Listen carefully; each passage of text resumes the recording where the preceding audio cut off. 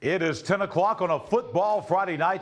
This is high school football, Alabama's After the Game. Jon Holder, our entire hard-working After the Game crew with you for the next couple of hours plus here as we're going to bring you all the playoff action. The first round of the Alabama High School Athletic Association State Football Playoffs. We will have every score in the state of Alabama, including every score from teams here in East Alabama. We'll set the brackets. We'll have all the second round matchups in classes 1A through 7A in the entire state of Alabama and a whole lot more as we are now into playoff action on high school football here in the state of Alabama. So without any further ado, let's take you right now to our USA Softball of Alabama scoreboard for all the local scores involving games here in East Alabama. And our first game tonight, how about the Piedmont Bulldogs? The more things change, the more they stay the same. Piedmont tonight goes on the road to Bluntsville to J.B. Pennington. J.B. Pennington was 8-2 coming into this game. Not anymore. They're 8-3. Piedmont tonight wins over J.B. Pennington 44-14. Piedmont again moving on to the second round of the Class 3A state playoffs. We will have highlights of this game coming tonight from Lamar Field in Oxford. Number 7 Oxford in the Class 6A playoffs. They moved to 9-2 with a 45-27 win over the Athens Golden Eagles. This was 24-20 at one time, but Oxford then sails the rest of the way as they outscore Athens 21-7 from the midway through third quarter to the end of the game. Oxford will advance now to the second round of the Class 6A state playoffs. We'll also have highlights of this game from the Hill at Walter Wellborn. Flomaton, the Hurricanes, coming in from the Florida line in Escambia County. They came in 6-4, but they leave 7-4. Flomaton ends Walter Wellborn season. They beat the Panthers tonight 34-0 on the Hill at Walter Wellborn. We will have highlights of that game coming from the Hill. Heartbreaking loss for Anniston tonight. Anniston on the road playing in the rain in Bruton against T.R. Miller. Anniston led this game 16-0 in the second half, but credit T.R. Miller. The Tigers come back at Bruton Municipal Stadium tonight, scoring 20 unanswered points in the second half as T.R. Miller ends the Anniston season. They win the game over the Bulldogs 20-16. We will have highlights of this game coming from Golden Eagle Stadium in Jacksonville. Number 8 in 4A, Jacksonville playing Bayside Academy out of Daphne. It was all Jacksonville. Some big plays in the kicking game and defensively tonight. A pick six, a kickoff return. Jacksonville beats Bayside Academy 35-7 tonight at Golden Eagle Stadium. We will have highlights of that coming on after the game. Pleasant Valley in the Class 2A state playoffs for the first time in 13 years. They go on the road to take on a very good Pisgah team. Pisgah, number 5 in the state. Their only loss to defending state champion 5. Did not go well for Pleasant Valley, but a good effort tonight. Pisgah ends the Pleasant Valley season tonight. Pleasant Valley will finish 5-6. Pisgah wins it 44-20. Cleburne County, a 4-hour road trip. There are reigning Ted's Floors and Beyond Team of the Week. We're at their pep rally yesterday. They were pumped up. But boy, Jackson's got a great football team in Class 4A. They go to 10-0. They remain undefeated. The number 2 ranked team in the state in the final ASWA poll. Jacksonville beating Cleburne County tonight down at Legion Field in Jackson 44-7. Awesome game tonight. One of the best games in the state in any classification was the 3A game down at Hugh and Humphrey Stadium in Wedowee. Randolph County, they were behind. And they were behind, and they were behind all throughout this game. But they come back in the fourth quarter tonight, and Randolph County beats W.S. Neal out of Bruton tonight, sending them back to East Bruton with a loss. Big win for Randolph County. They beat the Blue Eagles tonight 48-36. Randolph County moves on to the second round of the Class 3A state playoffs. Hanley and St. Michael still looking for a final score on that game. As a matter of fact, I've got it.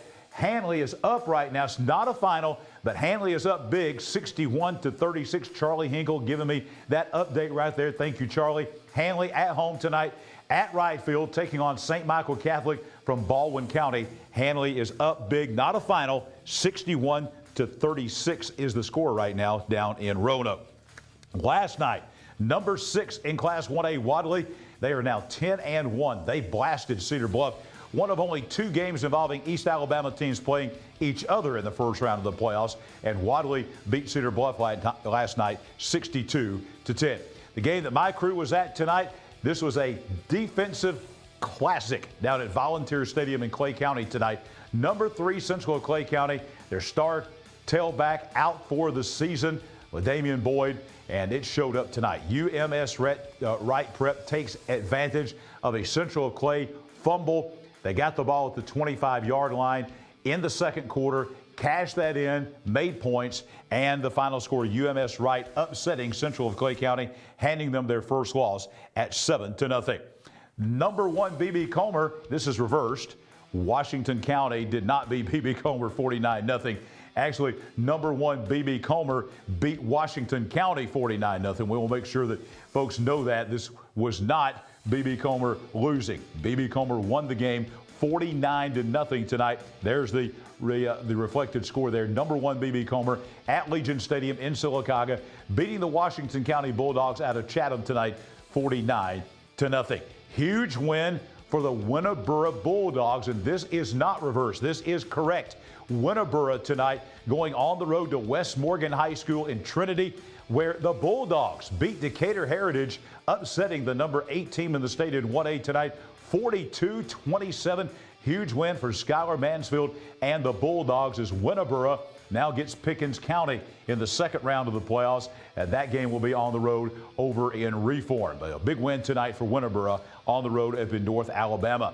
The Moody Blue Devils on the road tonight at Trammell Stadium in Scottsboro. Number 6 Moody wins over Scottsboro tonight 28-10 in the Class 5A playoffs as they move on to round number 2. Guntersville tonight, number 8 team in the state in 5A. At Chorley Stadium in Guntersville, they beat the Springville Tigers, ending Springville's season at 5-6. Guntersville wins 31-7.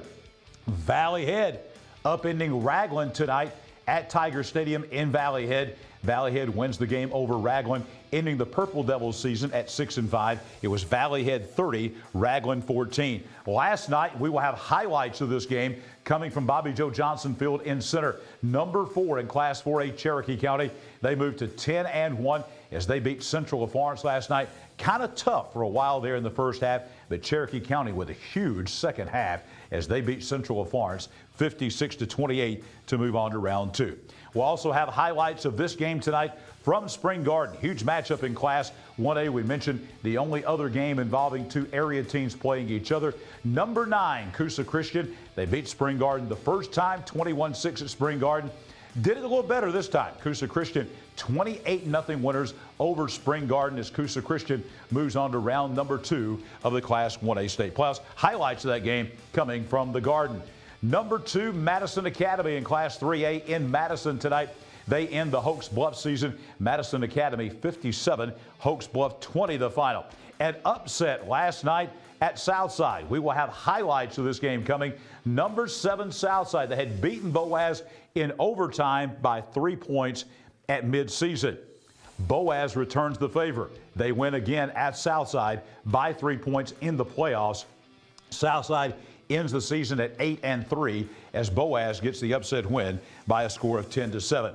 Gadsden City, this is a new final just coming in. The Titans rolling tonight at Titan Stadium as they beat the Gardendale Rockets 44-16 the final, as Gadsden City will have Hartselle coming to town next week. A huge matchup in the second round of the 6A state playoffs. Also last night up at West Morgan High School in Trinity, they had a game last night in the stadium. They had a game tonight in the stadium. Number 5 in 4A West Morgan, the Rebels blasting Etowah 56-0. And tonight, it was the number 2 and defending state champion Fife Red Devils at home tonight at Paul Benefield Stadium, ending the West End Patriots season as Fife beats West End tonight 48-0 as Fife goes to 10-1 and advances to the second round of the Class 2A state playoffs. That's our USA Softball of Alabama scoreboard. Well, we are getting close, folks, to not only Thanksgiving, but Christmas time. And we need to tell you what is going to be happening once again at Choccolocca Park. It is the Festival of Lights. It's the area's largest light show, proudly presented by the City of Oxford and First Bank of Alabama. Enjoy the drive-through holiday light show at Choccolocca Park, featuring over 1 million lights. They were out there testing those out while I was walking one day this week, and it is going to be spectacular once again. And you got to check out Santa's Village.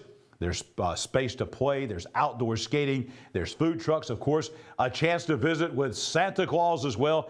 It is open nightly at 5 p.m. beginning 1 week from tonight, next Friday night, November 17th, all the way through Christmas Eve on Sunday night, December the 24th. Get your tickets right now, oxfordlights.com. That's oxfordlights.com. And we're going to bring you for the playoffs. We've got something coming up for you that is going to be fantastic, something new that we've never had before here on High School Football Alabama's After the Game. We're going to be selecting here in a couple of weeks, we're going to be selecting the Oxford Festival of Lights Game of the Year. You think about all the hundreds of games here in East Alabama. Think about all those hundreds of games that are played from August all the way to the end of the regular season. And we're going to select 5 of those. We have selected 5 of those, and we're going to select one of those 5 as our Oxford Festival of Lights Game of the Year. And we had some great games, and here was one of these. Here's one of the nominees for Game of the Year. This happened back on September the 8th on the Creek Bank at AHSAA at Roy Owens Field, Reagan Clark Stadium. Westbrook and AHSAA. Early on, it looked like AHSAA was going to be a blowout winner, but give the credit to the Westbrook Christian Warriors. They brought it all the way back and almost won the game. As a matter of fact, they had a chance to win the game on a 2-point conversion at the end of the game. AHSAA stepped to the plate and they denied Westbrook Christian on the 2-point conversion, and they literally hung on to win the game as Westbrook fell to AHSAA. AHSAA wins the game 34-33, and that is our Oxford Festival of Lights Game of the Year. Nominee number 1 throughout the night tonight. We'll be bringing you the other 4 nominees for the Oxford Festival of Lights Game of the Year. When we come back, we're going to talk some Donahoe football. We've got the head coach of the Falcons. He's going to be here with us live in the studio. Yeah, Jeremy Satcher. He's standing by. Next, as After the Game rolls on, presented by the Calhoun County Commission.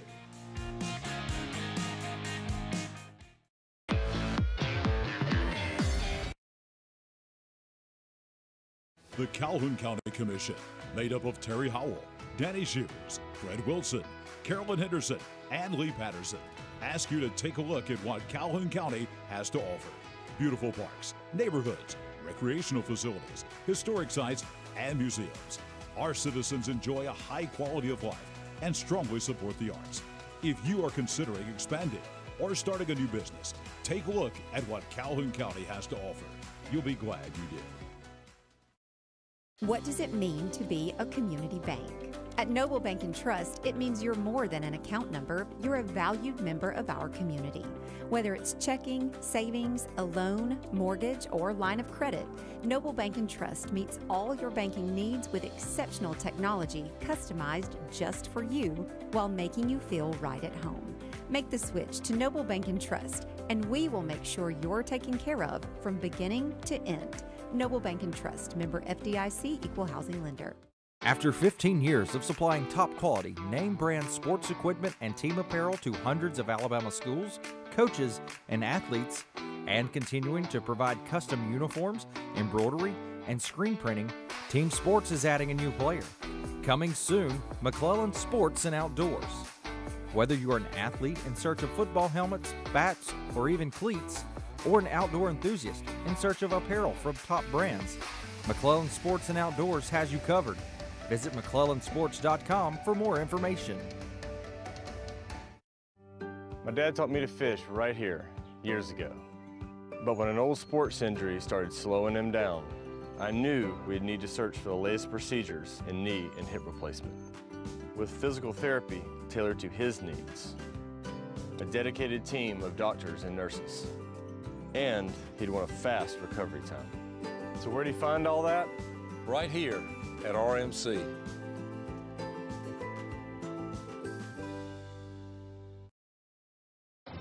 When you shop at Pee Wee Turner Motors, you will be a winner. As lifelong supporters of East Alabama athletics, we at Pee Wee Turner Motors would like to invite you to check out our quality inventory of trucks, cars, and SUVs at peeweeturnermotors.net. We always guarantee credit approval and look forward to serving you and your family at Pee Wee Turner Motors on Quintard Avenue, Anniston.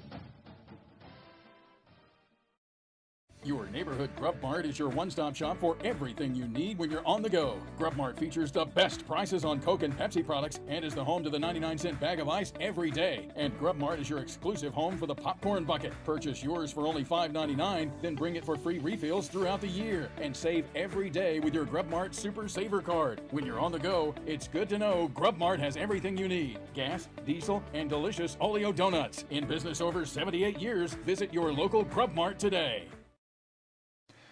Pee Wee Turner Motors has been with high school football Alabama since the beginning.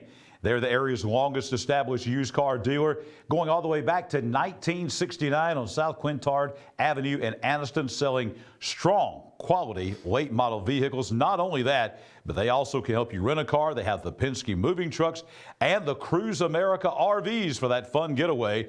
You can call them 237-4649.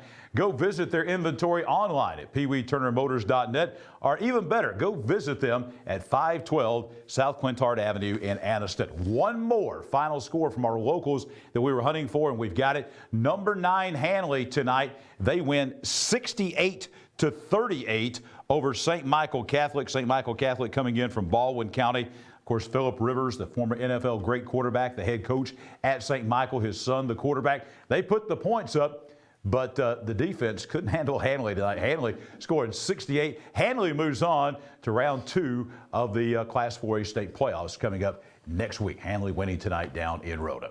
Back on high school football, Alabama's After the Game, presented by the Calhoun County Commission. Jon Holder, Coach Michael Short, and our guest at this time, head coach of the Donahoe Falcons, Coach Jeremy Satcher. Coach, glad to have you with us. It's glad to be here. It's always a pleasure to be here with you guys and what y'all do for high school football in this area. So I'm excited to be here with you, Coach, and I'm glad that, I get to be a fan, from now on. Well, let's begin talking about being a fan. Let's begin with playoffs.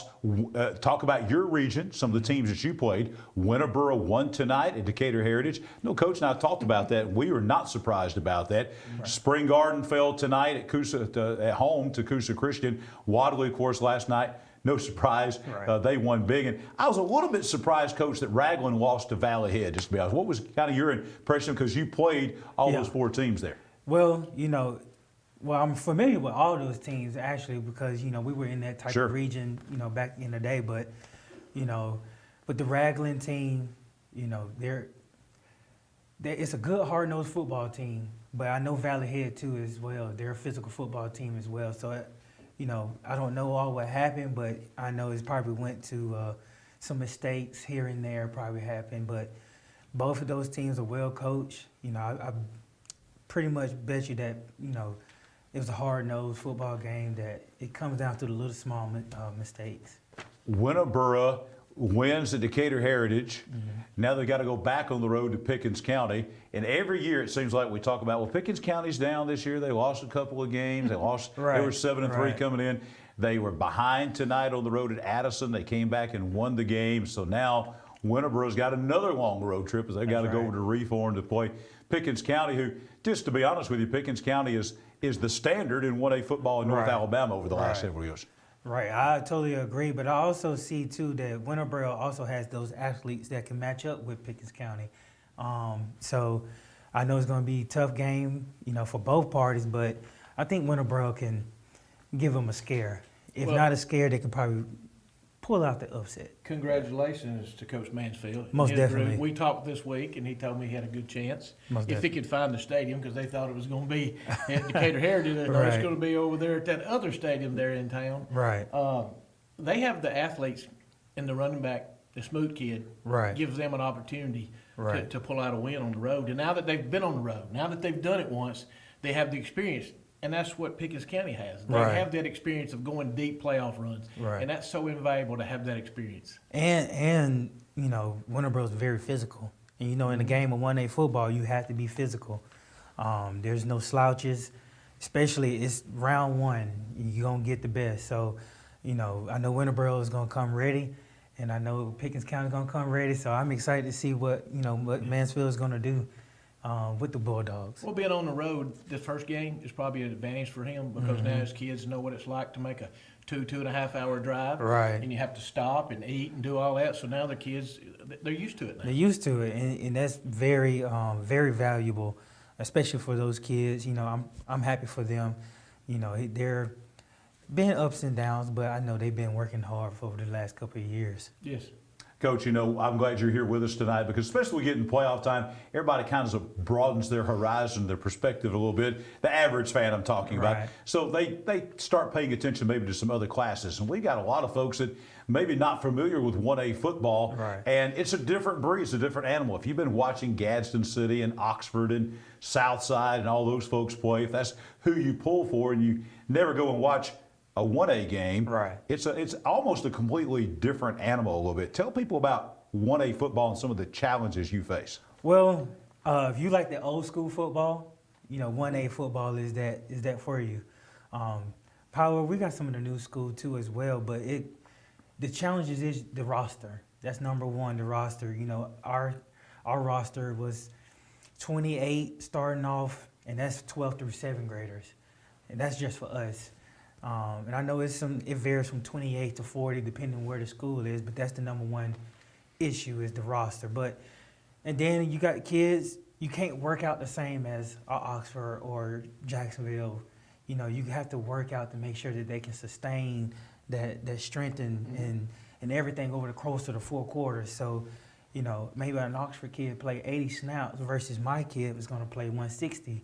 So he has to be in incredible shape to even be successful. And so just those two things, the roster and being able to compete and be able to perform over 160 snaps is very important. The first thing I noticed last year when I first went to my first 1A game. There's my point right there. You'd never been to a 1A game until last year. Yeah, and we're at Spring Garden, and I'm up there watching, and I'm looking, and I'm thinking, okay, I would have went crazy. Right. There's some kid over there, and he's one of the better athletes, and they've got one of their better athletes covering him, and they throw a pass or something, and he just stand there. Right. And I'm thinking, what is he doing? And somebody said, he's resting. Coach, he's got to play 100-something snaps tonight, but if it's not coming his way, he's going to stand there and just kind of jog off the ball. And the guy covering him is going to jog off the ball. And he said, that's just life in 1A football. You got to find times where it's not going to affect you to take a break. I was over there going crazy. And, one more thing, too, as well, practice situations. So, our 7th and 8th graders are our scout team players, 7th, 8th grade, and 9th grade as well. And so you want to, go full force, but you really can't. And you want a good pitcher to go half line, but you don't want to, risk injury. But you just got to do what you got to do to get it done. So your 7th and 8th graders really gonna get thrown in the fire early in 1A football. I came and watched y'all practice, a couple times, and this year I watched, and I'm thinking, not only are the kids 7th and 8th graders, we got grown men out there having to play. You and some of the other guys having to play linebacker, having to play quarterback. And so are y'all okay? Because some of y'all may slide down or no injuries happen to our coaches. No, listen, no injuries. That time that you came, my butt pulled a groin and a hamstring. That's right. That's what we're about to happen. You're exactly right. But, that comes with 1A football, so I think it's fun for the kids to see us going against them, but that also gives them a better picture, too, as well, versus, a 5'8", 7th grader, versus a 6'2", 280-pound quarterback. Now the only bad thing is if that 7th or 8th grader takes you down, you got to take the heat then, don't you? Oh yeah, that's definitely. Coach, let's talk specifically about Donahoe football. Yes, sir. Tough season. That's the thing about 1A football. You run into some of those seasons because one of the old adages about 1A and 2A football is in most situations, when you lose one guy to an injury, you lose 2. Right. And if you don't have much depth, and you dealt with the hand you're dealt with. Right. Not many players. Depth is a huge concern, as you've talked about there. And, it is tough playing 1A football. And you had a tough season this year, but you only had, I think you told me last night, we're going to talk about a meeting that we were at last night. You've only got 3 seniors, right? But tell us about those 3 seniors and what they meant to your program this year. They meant a lot. And I told the guys that I'm proud of them because a lot of people, either didn't come out or didn't come back out.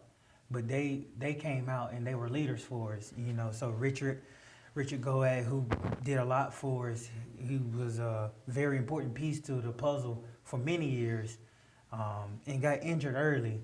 I thanked him, and he's been a very important piece. And Zach Cater, who came back to football from, I think he was 8th or 9th grade since the last time he played. And so we appreciate him for what he did for Donahoe football. And then Caballero, who's been, you know, just one of them steady hands that's always there to do anything necessary to get the job done. And so those three has been big. You know, I thank them, I love them, and I always tell them, if I coached you then, we locked in for life. So I'm proud of them because they didn't have to stick it in, but they stuck it in at the end, and you know, that's going to carry on through life. Coach, let me ask you a question, kind of a personal question. You, most of your life, have been around the bigger football fields, the bigger teams. What did Jeremy Satcher learn about himself when you drop down and start coaching 1A football? Well, besides humbleness. You're right. I think it really came down to why are you really coaching? Mm-hmm. Why are you really coaching? And for me, you know, God gave me the purpose to coach to make sure that the next generation is going to the next level and whatever their hearts desire. And so my job as a coach, and everybody's job who coaches football, is to make sure that we instill the character, making sure that we instill the work ethic necessary for them to be successful at that next level, no matter if it's football, basketball, soccer, or executive, or if you want to work at a rec center, it doesn't matter. You got to have that character, that work ethic, that integrity to get the job done. And so why are you coaching? What are you coaching for? What's your purpose in coaching? And it's not just for wins. It's really for the next generation to be successful. That leads you into FCA. That's exactly. You read my mind, Coach, because what he just described was pretty much the message last night, on a spiritual level, but also on the coaching level and any other level you want to talk about, with Jonathan Evans, former Dallas Cowboys great, and he's a guy that is now the chaplain for the Dallas Cowboys and for the Dallas Mavericks basketball team. He was in Anniston last night with the Fellowship of Christian Athletes of the Chehaw Valley. You and I sat at the table next to each other. Yes. What an awesome speech. And what you just talked about was kind of what Jonathan Evans challenged all the folks in Anniston with last night. Right. You never know the impact that you have on a child's life. So it's very important that you speak life into them and give them the things necessary to be successful, and just making sure that God, you know, they know that God loves them, and, you know, God has a purpose for your life. And so I know the game of football did that for me. And I know I got to pass that same thing on, because if not, then it's not going to do any good. And I know where the world is going to, and so we're going to have strong men with good character, good integrity to make sure that we're in a successful place at the end. Well, Coach, I don't know what your future holds. None of us do. We don't know what tomorrow may be.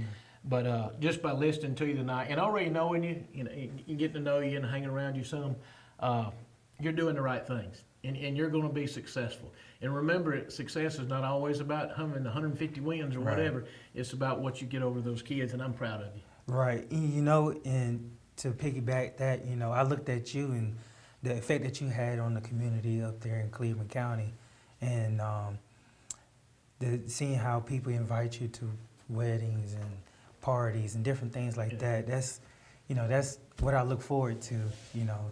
So, you know, thanks for the great example, and, you know, great thanks to everybody who's involved with my development. But, you know, the job is not done. You know, it's just starting, for sure. Final question is about that. 2023 is in the rearview mirror. 2024 is on the horizon. Already preparing for next year, as all good coaches do. Tell us what to expect from Donahoe a little bit in 2024.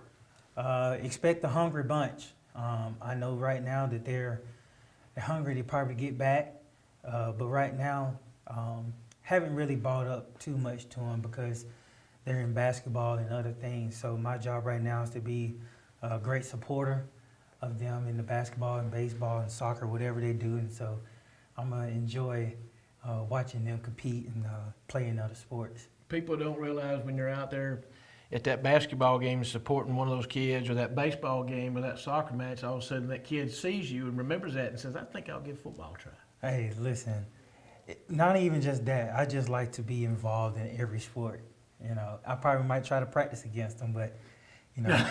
You're going to post up on somebody and break your leg. Well, I'm a big guard, so yes, that's right. I'm gonna try to shoot the lights out. So you want to shoot the lights out, okay. Yes, most definitely. Coach, thank you for joining us. I appreciate it. We got some Cutter's Pizza back there. We're going to show you some of this Cutter's Pizza in a moment. Got some Cutter's Pizza back there for you. Thank you for being with us. Thank you for the job you're doing and the impact you're having on those kids at Donahoe High School. I appreciate it. Jeremy Satcher, head coach of the Donahoe Falcons, our guest on our Noble Bank and Trust post-game presser on this football Friday night. Scores, tons of highlights, brackets, every score in the state of Alabama, and all the second-round matchups. We're just getting started here on High School Football Alabama's After the Game, presented by the Calhoun County Commission.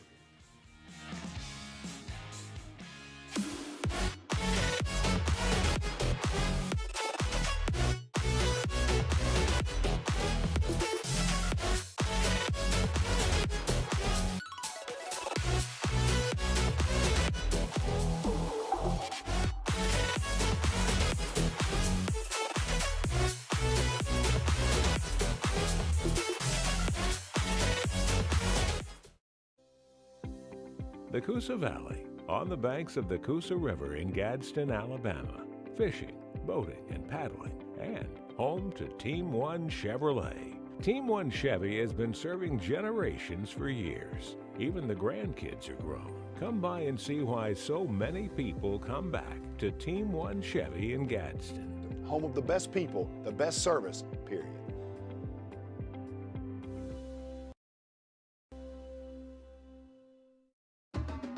At Farmers and Merchants Bank, we're showing off our school spirit with our newly designed vertical Spirit debit cards. Now these are customized with your favorite school's logo, and half of every Spirit card purchased goes toward your school. So show off your colors and support your local school with the F&M Spirit debit card. You can learn more at fnm.bank. Member FDIC.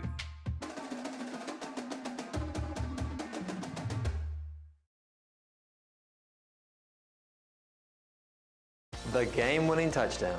A goal line stand. The perfect catch. The perfect stop. These are the moments that move you, but when a sports injury puts you on the sidelines, it's our job to get you moving again. Aniston Orthopedic Associates is the longest-standing orthopedic practice in East Alabama, providing exceptional care to thousands of athletes. Shaping the next generation of legends. Dedicated. Dedicated to what moves you. Aniston Orthopedic Associates, 8 a.m. Saturday Sports Injury Clinic. Every football season Saturday, 701 Layton Avenue, 3rd floor, Tyler Center. Can I help make pancakes, Dad? Of course, buddy. I absolutely love these cabinets we have here in our showroom. And as much as you like these right here, the options on this kitchen over here, I think you're going to... For real, Randall? I love this kitchen. Let's do a kitchen makeover in your home. Fair enough. Seriously, guys? We made you one. Okay. We ought to do this more often. We live in a world that moves quickly, and while we are able to connect faster than ever through technology, maybe you've noticed that real connection is hard to come by. Parker Memorial Baptist Church offers you a place to connect, a place to learn more about Jesus and the difference He can make in your life, a place to build relationships with like-minded believers, or maybe discover what it means to be a follower of Jesus Christ, a place to use the gifts and talents God has given you, a place where we love God and we love you. Parker Memorial Baptist Church, 1205 Quintard Avenue, Aniston. Visit our website for details. Donahoe's Jeremy Satcher just joined us in our Noble Bank and Trust post-game presser.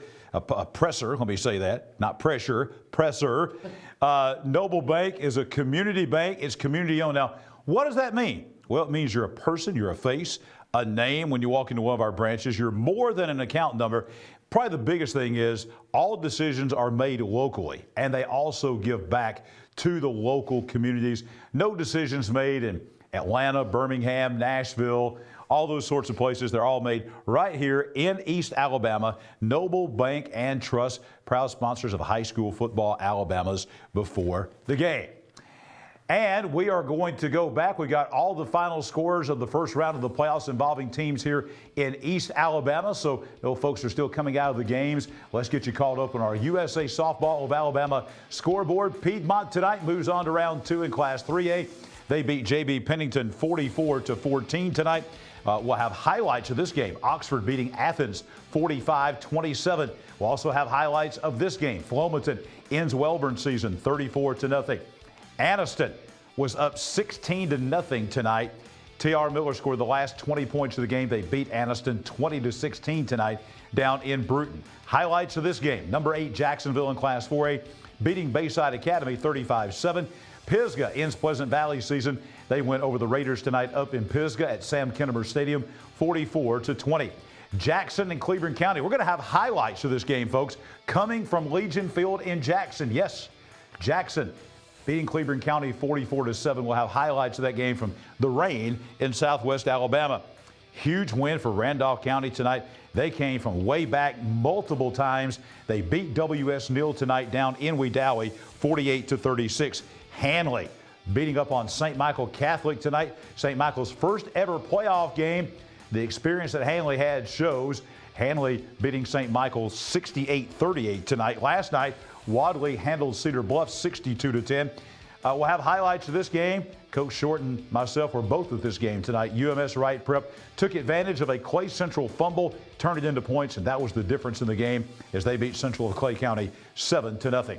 BB Comer, number 1 team in 2A, beating Washington County 49-0. Winterboro, we talked about this, upending Decatur Heritage tonight on the road 42-27. Moody tonight on the road up in Scottsboro 28-10. Gunnersville blasting Springville tonight at Chorley Stadium on the lake in Gunnersville 31-7. Valley Head ends Ragland season 30-14 tonight at Tiger Stadium in Valley Head. Last night, Cherokee County doubling up Central of Florence 56-28. Highlights of that game on the way. We'll also have highlights of this game. Number 9 CUSA Christian for the second time this year and the third time in 4 tries in the last 2 seasons. They end Spring Garden season 28-0 tonight at the Garden. Madison Academy beats Hoax Bluff tonight up in Madison 57-20. We'll have highlights of this game from last night. Boaz upsetting number 7 Southside at Barney Hood Stadium 10-7. Gadsden City tonight, very impressive at Titan Stadium, blasting Gardendale 44-16. West Morgan, they beat Etowah tonight 56-0 was the final score in that game. And Fife with a shutout tonight as well, as they were winners over West End 48-0 up at Paul Benefield Stadium in Fife. Back on after the game, presented by the Calhoun County Commission. Let's tell you about the fine folks at Cutter's Pizzeria. 2 locations to serve you in Calhoun County, U.S. Highway 431 out in Alexandria. And also, they are on Highway 78 East in Oxford, and they brought us some fantastic pizza tonight. We're going to show you video of the pizza. We've got some live pizza here. I'm about to eat some of this. Look at it. Look at this pepperoni pizza there. Awesome stuff. We're going to show you some video of some stuff that maybe even be better than this. That's pretty good. Coach, talk about the pizza here while I'm eating. Well, where's mine? No, that stuff right there, especially that pie pizza, is that what that is? That stuff is excellent, phenomenal. I had 2 pieces of that, and that already filled me up. They have all kinds of specials going on all the time. You can go to cutterspizzeria.com, and they have a 5-pound pizza. I don't know if that's it, but it's close. But they have a 5-pound pizza that is thick and cheesy and full of toppings. I think that's it right there. You can feed a lot of people. Wow. I mean, I'm telling you, 2 pieces of that will be about all that you can handle. They've got back to school specials, 2 pizzas, 2 apps, 4 for $30. And I think Coach Satcher's back there right now, Coach, taking part in some of this. He probably is. And he's probably, there may not be any left.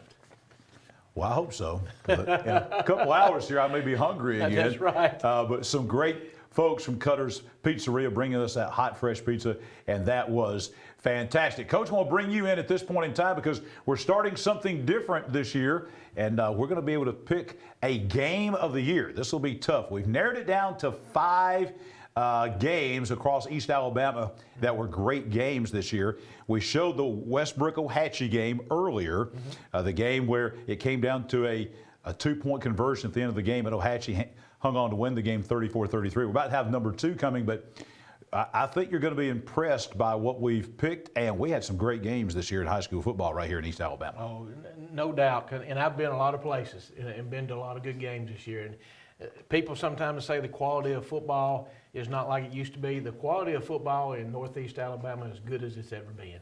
Absolutely. So now we have our Oxford Festival of Lights. This is nominee number 2 for our game of the year coming up. And this was another one of those games. They're all close. This was the game between Southside and Boaz the first time they played. This was back on September 29th at Barney Hood Stadium in Southside. Southside was our Ted's Force and Beyond Team of the Week for winning this game. Coach, they were down in this game 42-28. Brought it back in the fourth quarter, tied it, went to overtime. Boaz kicked a field goal in overtime, but then Southside scored to win the game 48-45 in overtime. One of the best games, obviously, played this year here in East Alabama. No doubt, and I tell you what, both teams must have really studied each other a lot because that many points weren't scored this last time they played each other. Last night, we'll have highlights of the rematch coming up. That was last night at Barney Hood Stadium where Boaz got a measure of revenge, and revenge when it counted as they beat Southside by a score of 10-7 last night. So we've got 3 more that we're going to show you during the course of the show. And our last show coming up on Black Friday, we're going to tell you who is our game of the year here in East Alabama. Time now for our first Red Threads Extra Point of the night. Red Threads Extra Points are going to continue all the way through the playoffs. Here it is. First round of the AHSAA State Football Playoffs began last night. Between last night and tonight, 104 games featuring 208 teams from around the state this week. Classes 1A through 6A each have 16 games with 32 teams, while 7A has 8 games and 16 schools. The field will basically be cut in half each week until the crowning of the state champions at Bryant-Denny Stadium in Tuscaloosa at the University of Alabama, Wednesday through Friday, December 6th through the 8th. We'll be back with more of high school football Alabama's After the Game, presented by the Calhoun County Commission.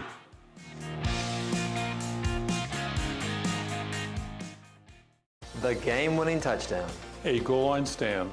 The perfect catch. The perfect stop.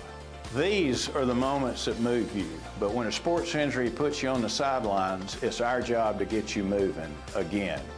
Aniston Orthopedic Associates is the longest-standing orthopedic practice in East Alabama, providing exceptional care to thousands of athletes. Shaping the next generation of legends. Dedicated to what moves you. Aniston Orthopedic Associates, 8 a.m. Saturday Sports Injury Clinic. Every football season Saturday, 701 Layton Avenue, 3rd floor, Tyler Center. There's a lot to think about when you're having a baby.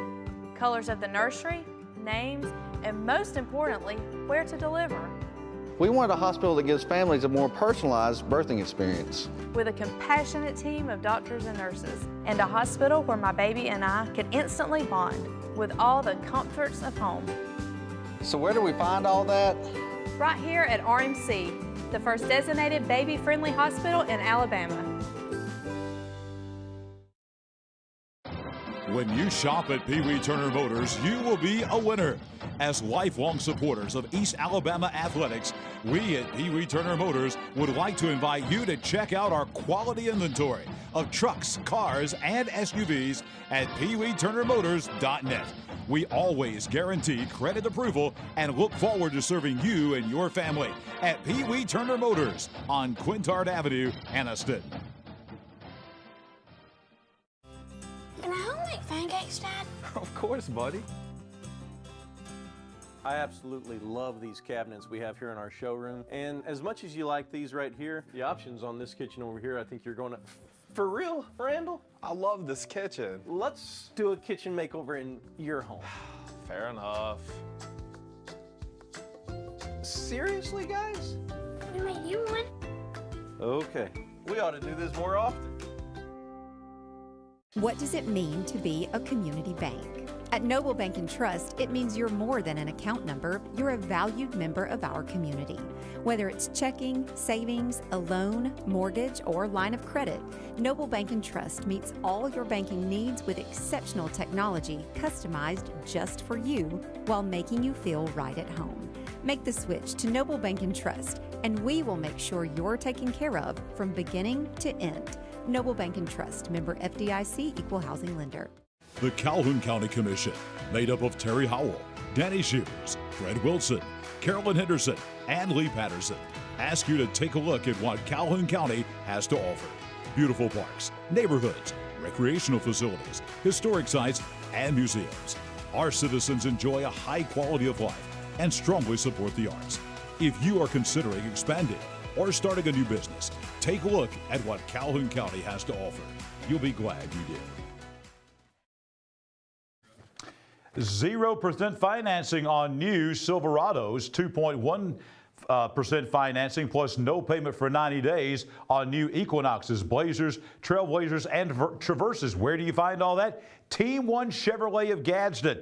They have low finance rates, and that will save you thousands in finance charges, and you will not have a payment due until after the first of the year. Team 1 Chevrolet, 413 East Megan Boulevard in East Gadsden. Remember, they have a full body repair shop approved by all major insurance companies. No hassle, no getting multiple estimates, and remember, they still have the Auburn, Alabama tailgate packages to be given away in November, the week of the Iron Bowl.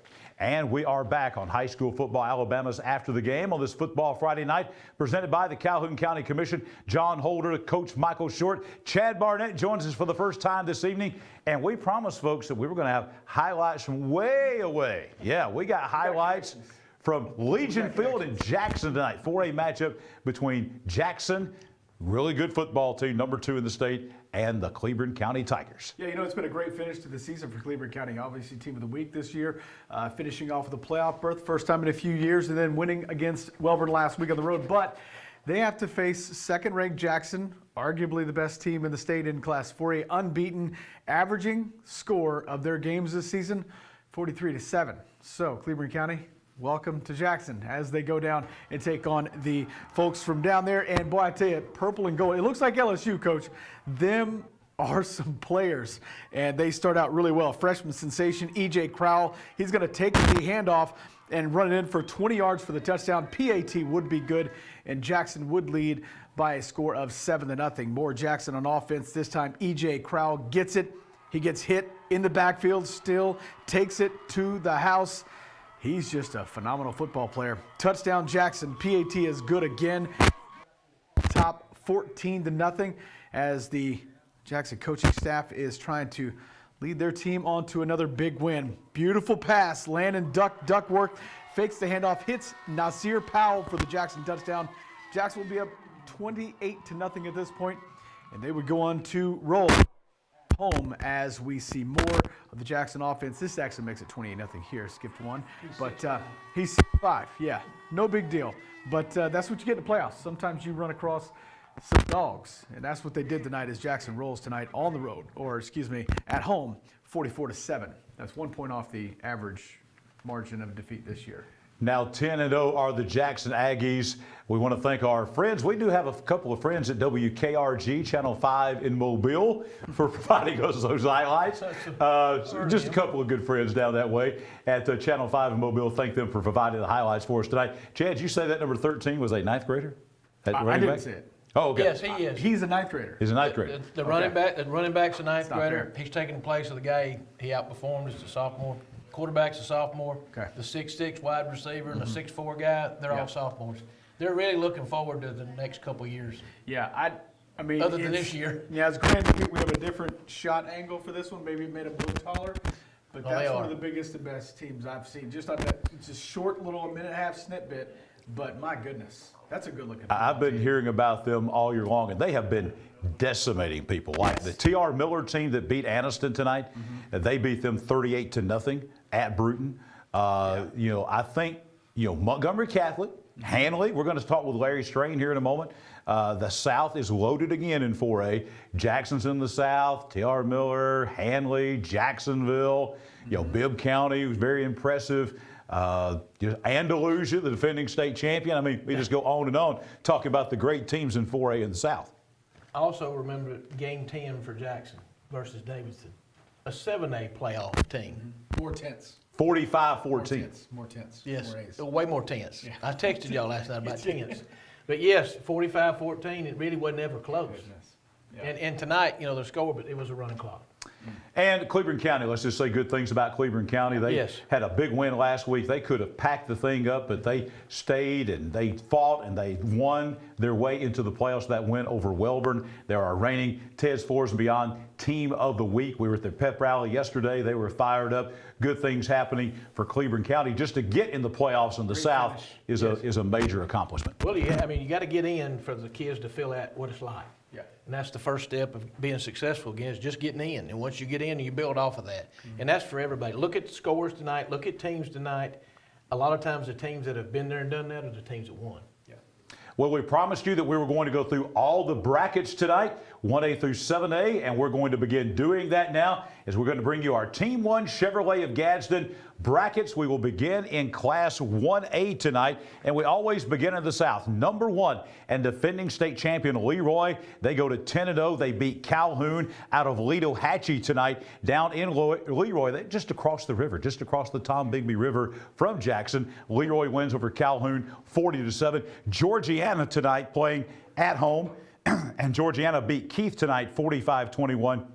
So next week, the matchup in the second round, you got a 9-1 Georgiana team going to take on number 1 and 10-0 Leroy in the second round of the 1A playoffs. Staying in the South, Lochapoka last night beat Southern Choctaw out of Silas 34-6. That game was played at Beulah High School. Brantley, they beat Linden last night 42-17 over at Linden City Stadium in Marengo County at Linden. So next week, I think a pretty good matchup here. You got Brantley 7-4. They will be at home taking on number 4 and undefeated, the Lochapoka Indians, coming up next Friday night. Staying in the South, Sweetwater, they were a winner over Florence tonight as they beat the Wildcats 48-22 tonight over at Nolan Atkins Field in Sweetwater.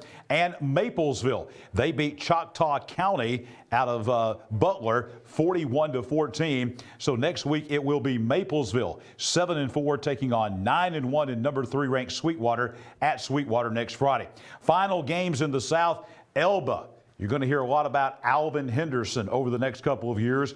You're going to hear about him tonight. And coming up in one of our Red Threads extra points, Elba beat University Charter School. That is a school out of Livingston. That's the charter school, the Trailblazers. They lost tonight at Elba 70-8. And Milry, a team that a lot of folks thought might win the state championship last year and might have a shot at it again this year if they can get past Leroy.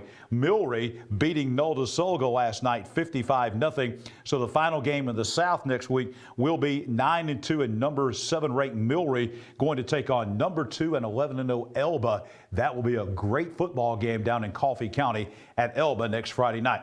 Now we come to the North in Class 1A. Lynn, they had no problem beating Shoals Christian tonight 53-7. They get CUSA Christian. CUSA Christian beating Spring Garden 28-0. Highlights of that game coming. CUSA Christian at home in Gadsden next week. They will host the Lynn Bears. Lynn 10-1. CUSA Christian, they're 6-5, but folks on the field, they're 10-1. So that's a number 9 versus number 5 matchup. CUSA beat Lynn last year at Lynn. Lynn will try to return the favor at CUSA next week. Staying in the North in Class 1A, Hackleburg beat Marion County of Guin 47-8. Valley Head over Raglan 30-14. So next week it will be Valley Head. The Tigers are 8-3, going to Hackleburg in Marion County to take on the Panthers, number 10 ranked team in the state at 10-1. Staying in the North, there's your Winterboro Bulldogs, winning tonight at Decatur Heritage at West Morgan High School 42-27. Pickens County came from behind to win at Addison tonight 32-20. The road to the Super 7 and 1A North it goes through Reform, Alabama, and Winterboro is going to Reform next week to take on the Pickens County Tornadoes. They are 8-3. Winterboro improves to 6-5. And the final game in the North next week will be Wadley and South Lamar. Wadley beat Cedar Bluff 62-10 last night. Tonight, South Lamar of Millport, the Stallions, beat the Meek Tigers out of Arley 32-14. So next week it will be South Lamar. They come in at 8-3. They will take on 10-1 and number 6 ranked Wadley next week at Curtis Lynch Memorial Stadium in Wadley. And that's all your 1A scores in the first round and your second round matchups in Class 1A, presented by Team 1 Chevrolet of Gadsden. We come back, more of high school football, Alabama's after the game in just a moment.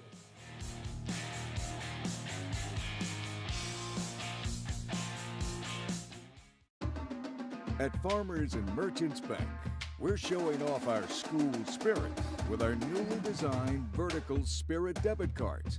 Now these are customized with your favorite school's logo, and half of every Spirit card purchased goes toward your school. So show off your colors and support your local school with the F&M Spirit debit card. You can learn more at fnm.bank. Member FDIC.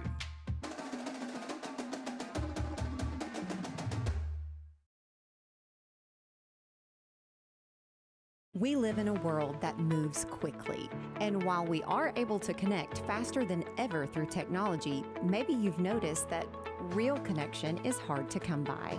Parker Memorial Baptist Church offers you a place to connect, a place to learn more about Jesus and the difference He can make in your life, a place to build relationships with like-minded believers, or maybe discover what it means to be a follower of Jesus Christ.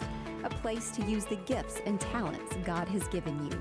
A place where we love God and we love you. Parker Memorial Baptist Church, 1205 Quintard Avenue, Anniston. Visit our website for details. Your neighborhood Grub Mart is your one-stop shop for everything you need when you're on the go. Grub Mart features the best prices on Coke and Pepsi products and is the home to the 99-cent bag of ice every day. And Grub Mart is your exclusive home for the popcorn bucket. Purchase yours for only $5.99, then bring it for free refills throughout the year. And save every day with your Grub Mart Super Saver card. When you're on the go, it's good to know Grub Mart has everything you need. Gas, diesel, and delicious Oleo donuts. In business over 78 years, visit your local Grub Mart today.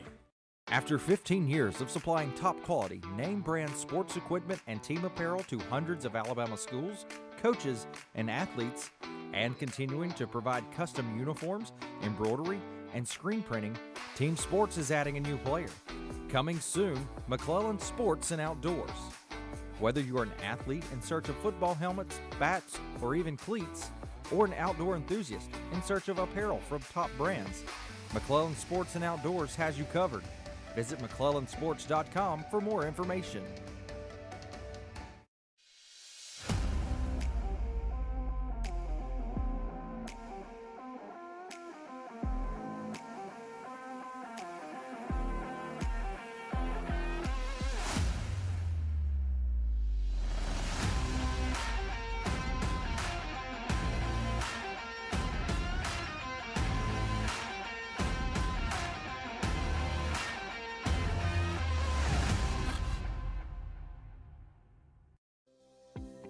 The CUSA Valley, on the banks of the CUSA River in Gadsden, Alabama.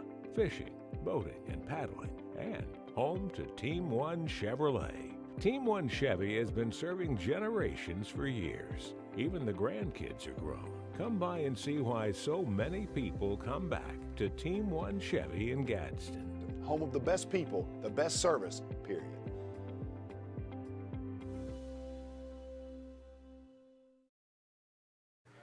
We are back on high school football, Alabama's After the Game, presented by the Calhoun County Commission on this playoff edition on a football Friday night. We are going to take you now on our Noble Bank and Trust post-game presser to Roanoke, Alabama. The head coach of the Handley High School Tigers, Coach Larry Strain, joins us now. Coach Strain, big win tonight at home at Wright Field. St. Michael Catholic coming up from Baldwin County, and your team scored just a few points tonight, Coach. 68-38 winners over St. Michael. Congratulations. Moving on to round two, tell us about the game tonight.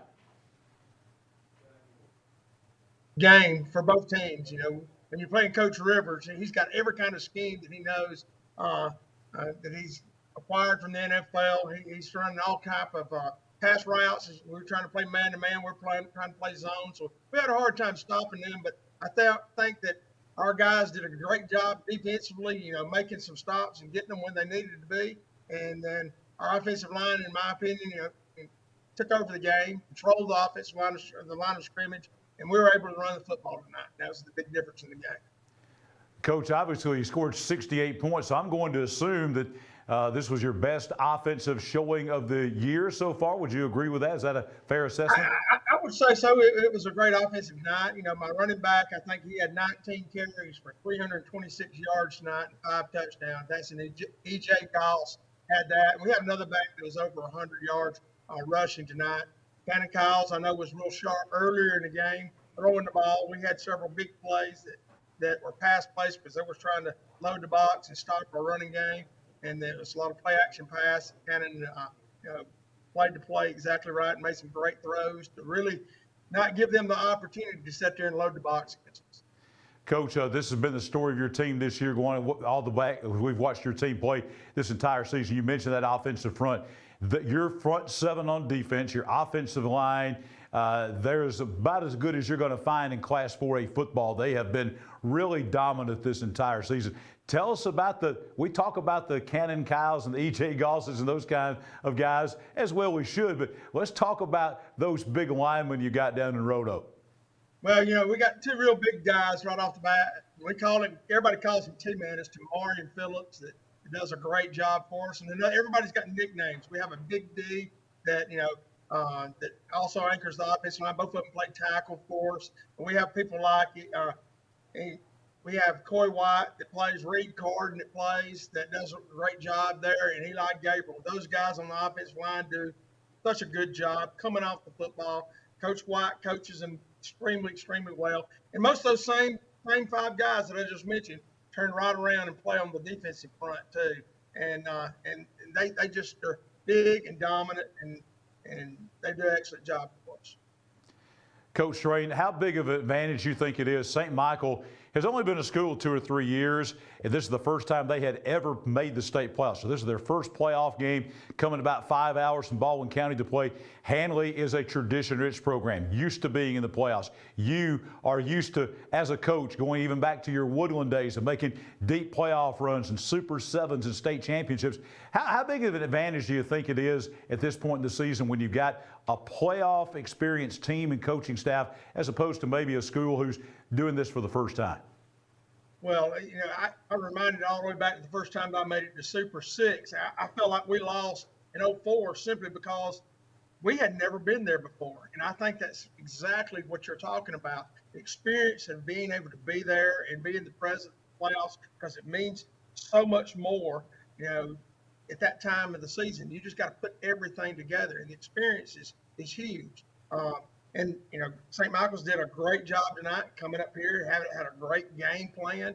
But, the atmosphere is just a little bit different in the playoffs than it is when you play during the regular season, which obviously there's a lot more at stake for both of us on both teams. But when you have those guys that's been in the playoffs, Cannon Kyles played in the 2020 state championship game as a 9th grader. And when you get the opportunity to play those younger guys in the playoffs, when you have that opportunity, that experience just mounts up throughout the years. If you get to play 13, 14 games during the course of the season, after a while, they play the complete other season more than some of the teams that you're facing. So the experience makes a big difference.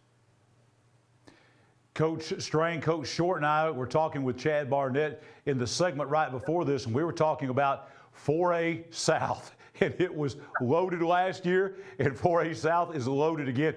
I think it was last year, and I think you'll agree this year.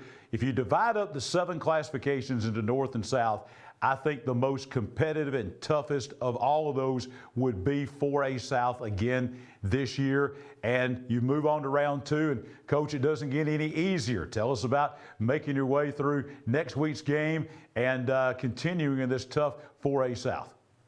Well, we're going to get to go to Booker T. That's about the only score that I've gotten to hear because our game ran late because it's much scoring and, they threw the ball all night long. So I hadn't heard a lot of scores. So I know we're getting to go to Booker T next week. That's all I know. And I've got to watch Booker T. play. You know, they upset a 2 seed over an ACA, if I'm not mistaken, from the Tuscaloosa region. But every game that you talk about that's happening in the second round is some team that is traditional power that usually goes deep in the playoffs and has a lot of playoff experience. So, you know, I haven't heard the game, you know, how Andalusia came out tonight with Jackson. But, you know, both those teams, one of them's a state champion, one of them's been playing for it the past couple of years. So there's just too many good teams in the South that I think it's one of the toughest roads, obviously, in any of the classification. Coach, let's talk about your team specifically. You've been there. You won state championships. You know what it's all about, so you know what it takes to get there, and you've been through some tough brackets before in past years. Tell us what it's going to take. What are you looking for from this Handley team to make it to Tuscaloosa? Well, I keep telling them each week, and it's something that we've mentioned in the past, that it's all about the team that continues to improve. They're not finished. They're not peaked at this time. It continues to get better because the road is always going to get tougher as we go through the playoffs. And we're going to have to get on the road at some point, obviously next week, to go play at a hostile environment into another stadium and not get the confines of your own home. But you just have to take each and every game one at a time, get a little bit better each and every week, and be focused and mentally ready to play the game when the game comes. Coach Strayton, I want to ask you to broaden the horizons a little bit, because you start looking, Randolph County won tonight, you won tonight, Wadley won last night, all very impressive wins. So you're sitting there, 3 of the 4 schools in Randolph County sitting there with a combined 3 losses this year, and the one loss Wadley had was to Randolph County. You know football in Randolph County better than anybody. What makes it so tough year in and year out in this county? And, you know, we're talking about 3 different classifications as well. We're talking 1A and 3A and 4A. What in your mind through the years makes Randolph County, not Randolph County High School, but Randolph County football so tough?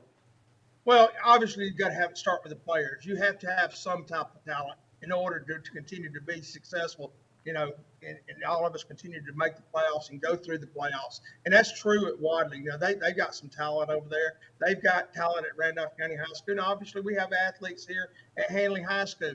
But it's almost like we're the only show in town. And what I mean by that is, you know, what do we do? And I'm not knocking Walmart. Do we go shopping at Walmart, or we go pick up some food at Jack's? You know, that's basically all that there is to do here. And the communities are bought in to the school, and it's a big county where it's, you know, a community-rich environment, if that makes sense. You know, people are so loyal in Wadley. If they graduated from Wadley, they're going to go to Wadley. If they graduated from Randolph County, their kids are going to play at Randolph County High School, and the same as at Handley. You know, we don't have a lot of crossover where kids move from Wadley to us or us to them. And I think it has to do with the community feeling, to be honest with you, and the loyalty in that community. And they all believe in how important football is to that community, because it draws them together. Coach Strain, congratulations to your team again. That big win tonight at home against St. Michael Catholic, 68-38. I've watched your team play a couple of times this year. Thoroughly enjoyed watching them. And best wishes to you and your team as you continue on a trek for a possible Class 4A state championship. Best wishes the rest of the way. Thank you. Thanks for having us on. Larry Strain, head coach of the Handley High School Tigers, getting it done in Class 4A playoff action tonight at home at Wright Field in Roanoke as they beat St. Michael Catholic 68-38. More of high school football Alabama's after the game in just a moment. Terry Howell, Danny Shears, Fred Wilson, Carolyn Henderson, and Lee Patterson ask you to take a look at what Calhoun County has to offer. Beautiful parks, neighborhoods, recreational facilities, historic sites, and museums. Our citizens enjoy a high quality of life and strongly support the arts. If you are considering expanding or starting a new business, take a look at what Calhoun County has to offer. You'll be glad you did.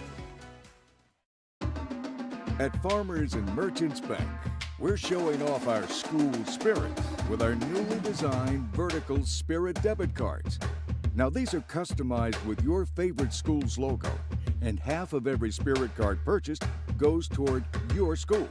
So, show off your colors and support your local school with the F&M Spirit Debit Card. You can learn more at fnm.bank. Member FDIC.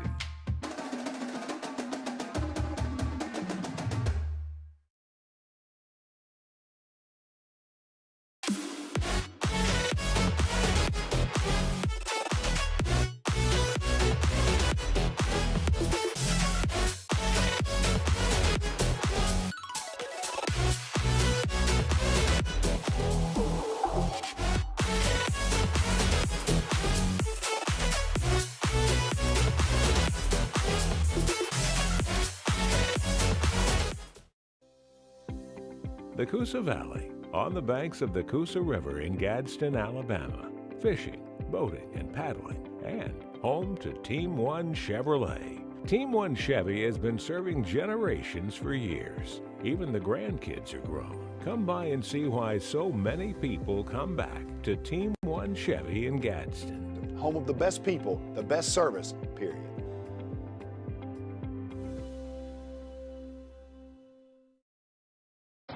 When you shop at Pee Wee Turner Motors, you will be a winner. As lifelong supporters of East Alabama athletics, we at Pee Wee Turner Motors would like to invite you to check out our quality inventory of trucks, cars, and SUVs at peeweeturnermotors.net. We always guarantee credit approval and look forward to serving you and your family at Pee Wee Turner Motors on Quintard Avenue, Anniston. Can I help make pancakes, Dad? Of course, buddy. I absolutely love these cabinets we have here in our showroom. And as much as you like these right here, the options on this kitchen over here, I think you're going to... For real, Randall? I love this kitchen. Let's do a kitchen makeover in your home. Fair enough. Seriously, guys? We made you one. Okay. We ought to do this more often. Young Oil Grub Mart bringing you the muscle team. We're going to introduce you to the last muscle team of 2023 here in just a moment. Tell you about theirs. You can get their Super Saver card, great gas discounts, Marathon Rewards card. Again, great discounts there. They also have a great website where you can check out everything that's going on. That is grubmart.com. They have many locations. I think 13 locations with more coming all the way from Cherokee County down to Lee County. They've got jobs available right now. Farm and industrial fuel, everything you need, they've got it at Grub Mart. Bringing you our Young Oil Grub Mart muscle team. Speaking of the muscle team, the Oxford defensive line, let me tell you how good these guys are. You guys know this.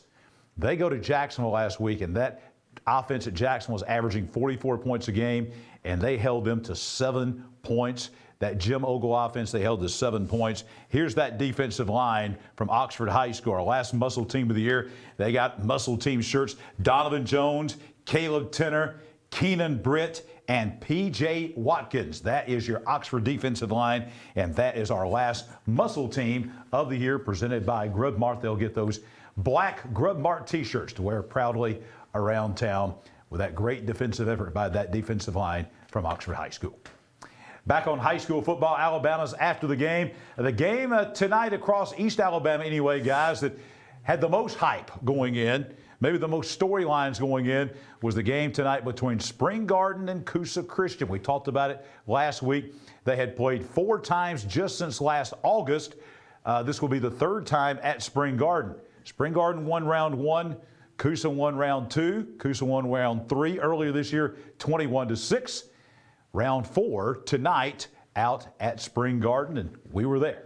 Yeah, you're right, John. You know, CUSA's walked away in Spring Garden the winner twice in the last couple of times, the last calendar year, and the first being the second round upset last year, as you mentioned, in 2022, and then the first on September 1st of 2023. Let's go to the highlights and check out and see how this one happened in the first round of the playoffs. Now, 70 days after that loss to begin the year, Spring Garden is out to flip the script against the Conquerors, and there you see the captains walking out, the coin toss, now the team running out. They got them at home. They got to feel good about their chances as they take on the Conquerors. Going to start out on offense. Cleto O'Brien's going to take it for 8 yards for a first down. Another run, Cleto O'Brien now for a 4-yard run for a first down. They're going to go to the air now. John David Justice, pass completed to Grayson Malone, 9 yards for the first down. That's going to keep this drive moving as we go back to the air again. John David Justice, 11-yard keeper this time for another first down, fights his way out of bounds, and that's going to continue the drive. Kanan Wilson, he's going to take this one 5 yards in for the score, puts the foot down, makes the break in there for the score, and CUSA's on top after the PAT is good. 7-0 is your score. Conquerors on top. Spring Garden head coach Barrett Ragsdale hoping his team can get something going on offense, and they do. Chapel Pope, 18-yard pass to Noah Barber. Beautiful diving catch. Seen that a couple of weeks ago when we saw them play against Ragland. Nice pass and catch there, but they'd run into some problems here. Barber pass intercepted by CUSA's Dylan Edwards. He's going to put the brakes on, bring it back to midfield, so they're set up with 1st and 10 at the 50. CUSA Christian head coach Marco Bryant, and CUSA is going to be back on offense. Kanan Wilson, this time back to the ground, 8 yards on the feet. John David Justice now, 16-yard run for another CUSA first down. Love those UCLA lookalike uniforms. Great shot. More offense for CUSA. Kanan Wilson, first down. He's going to get the Bush push from the teammates, trying to fight for a little extra yardage. He'd be down, not getting to the end zone. John David Justice, QB keeper, in there for the score. CUSA be up at this point 14-0, and the game was looked at by everybody. Everybody's wanting to see this one, but CUSA tonight, they've been playing angry for a while now. They win at 28-0. Well, you see they're number 9. You see 6-5. Keep in mind that 4 of those 5 losses were forfeit losses. They have not lost since August when they played that very good 3A Geraldine team who won again tonight very impressively over Susan Moore in the 3A playoffs. As you've seen them, I've seen them, we all seen them play.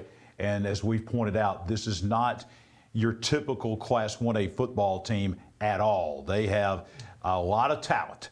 And when they get off the bus and they walk on the field, this is not, as we said, your typical 1A football team at CUSA Christian. As we talked to Coach Satcher earlier about 1A football in depth and the number of players, that's not what you see when you look at them. They're more like looking at some of the teams that you usually look at coming out of the South in 1A. And so they have a lot of kids that don't have to play both ways. You know, they probably play close to 18 to 20 people, and that is very huge in 1A football.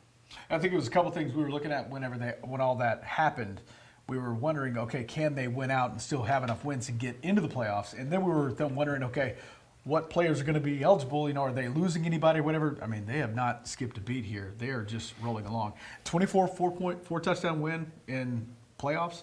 It's not bad. Yeah, and at Spring Garden, who I think is probably one of the better teams in 1A North. They get Lynn next week, coming into Philip Ellen Field in Gadsden next week. This was the game last year that I think really kind of got the attention of people, because after they beat Spring Garden in the quarterfinals, they went to Lynn. Mm-hmm. Lynn had a good team last year. They went over there, they beat them like 46-29. So here's a rematch of that game, another rematch coming. Mm-hmm. But right now, CUSA looks like they're maybe one of the 3 or 4 best teams in the state in Class 1A. A lot of times in 1A football, I've learned in 2 years that somebody's either going to throw the ball all the time or they're going to run it all the time. And that's how they score. But they are very balanced in their run and throw and attack, and that's very important, especially in 1A football, any round of football. Yeah, right. But when they can do that, it just makes them very dangerous. We are now headed back to our Team 1 Chevrolet of Gadsden brackets. We covered Class 1A for you. Next up, we're going to take a look at the Class 2A brackets. And again, we will begin in the South. Last night, Clark County beating Vincent, a good Vincent team, by a score of 20-9. That game was down in Grove Hill. Clark County will advance to take on Goshen. The Eagles, winners over G.W. Long of Skipperville, 61-40. Goshen now 9-2, ranked number 9. They will be at home. Clark County comes in at 6-5. B.B. Comer rolling over Washington County of Chatham tonight at Legion Stadium in Sylacauga, 49-0. Woo, what a matchup next week, guys. Highland Home beat Ariton last night 45-6. So here we go. Next week at Legion Stadium in Sylacauga, one of the matchups we've been looking for. The Highland Home Flying Squadron, they are 10-1, ranked number 4. B.B. Comer is 11-0, ranked number 1. Huge matchup in the second round next Friday night in Sylacauga. Another team, Reeltown, beat Wicksburg tonight, 34-14.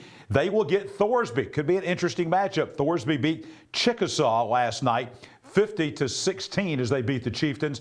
So next week, we've got the Thorsby Rebels going into Reeltown, a battle of rebels, as we'll have Thorsby and Reeltown playing each other next week. Reeltown 10-0, and they will be taking on Thorsby, who comes in at 9-2. Reeltown, the number 2 team in the state in the last ASWA poll. Cottonwood tonight, the Bears beating Luverne 26-8. Isabella, they go on the road and beat St. Luke's Episcopal in Mobile 44-17. So next week, we've got Cottonwood. They will be traveling over to Maplesville to take on Isabella. Cottonwood, the number 7 team in the state. They are now 9-1. Isabella is 9-2. We come to North Alabama now. Tuscaloosa Academy, underrated football team. Number 8 in the state. They are 9-2, taking on Southeastern. Southeastern beat Collinsville 28-21 last night. Tuscaloosa Academy over Red Bay 35-16. So next week, Southeastern will travel to Tuscaloosa to take on Tuscaloosa Academy. Staying in the north, Tanner won a shootout tonight at home with Lamar County of Vernon 64-55. Pisgah beat our Pleasant Valley Raiders tonight 44-20. So next week it is going to be number 5 Pisgah on the road traveling to play at Tanner, who comes in at 8-3. Pretty good second round matchup next week between the Tanner Rattlers and the Pisgah Eagles. 5 tonight knocked out the West End Patriots 48-0. Lexington beat Aliceville, a game that was closer than the score, but Lexington beat a talented Aliceville team 54-28. So next week it will be Lexington traveling into Paul Benefield Stadium in 5 to take on the Red Devils.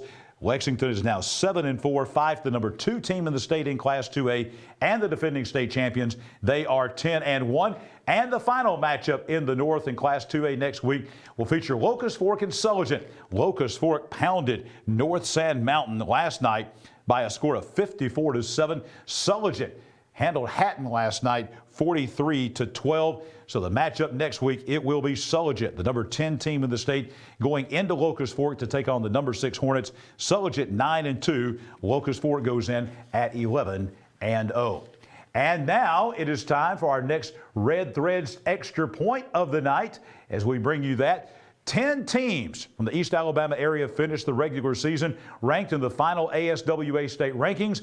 Area schools ranked include number 6 Wadley, number 9 CUSA Christian in 1A, number 1 B.B. Comer in 2A, number 4 Cherokee County, number 6 Hanley, and number 8 Jacksonville in 4A, number 3 Central of Clay County, and number 6 Moody in 5A, and number 7 Southside as well, and number 7 Oxford in Class 6A. Some of those teams still alive. A couple of those teams ended their season tonight. We come back, more high school football Alabama after the game, presented by the Calhoun County Commission. After 15 years of supplying top quality, name brand sports equipment and team apparel to hundreds of Alabama schools, coaches, and athletes, and continuing to provide custom uniforms, embroidery, and screen printing, Team Sports is adding a new player. Coming soon, McClellan Sports and Outdoors. Whether you're an athlete in search of football helmets, bats, or even cleats, or an outdoor enthusiast in search of apparel from top brands, McClellan Sports and Outdoors has you covered. Visit McClellansports.com for more information. I can't imagine life without Gwen, but we came dangerously close. I was having chest pains. Luckily, there was a hospital nearby that quickly discovered one of her arteries was 100% blocked. A hospital with life-saving technology and the latest in cardiac treatment, with an experienced team of doctors and nurses focused on fixing Gwen's heart. What hospital had all of that? It was all right here at RMC. What does it mean to be a community bank? At Noble Bank and Trust, it means you're more than an account number, you're a valued member of our community. Whether it's checking, savings, a loan, mortgage, or line of credit, Noble Bank and Trust meets all your banking needs with exceptional technology customized just for you while making you feel right at home. Make the switch to Noble Bank and Trust. and we will make sure you're taken care of from beginning to end. Noble Bank and Trust, member FDIC, equal housing lender.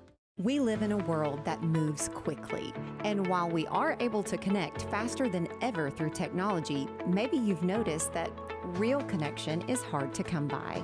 Parker Memorial Baptist Church offers you a place to connect, a place to learn more about Jesus and the difference He can make in your life, a place to build relationships with like-minded believers, or maybe discover what it means to be a follower of Jesus Christ, a place to use the gifts and talents God has given you, a place where we love God and we love you. Parker Memorial Baptist Church, 1205 Quintard Avenue, Anniston. Visit our website for details. The game-winning touchdown. A goal line stand. The perfect catch. The perfect stop. These are the moments that move you, but when a sports injury puts you on the sidelines, it's our job to get you moving again. Aniston Orthopedic Associates is the longest-standing orthopedic practice in East Alabama, providing exceptional care to thousands of athletes. Shaping the next generation of legends. Dedicated. Dedicated to what moves you. Aniston Orthopedic Associates, 8 a.m. Saturday Sports Injury Clinic. Every football season Saturday, 701 Layton Avenue, 3rd floor, Tyler Center.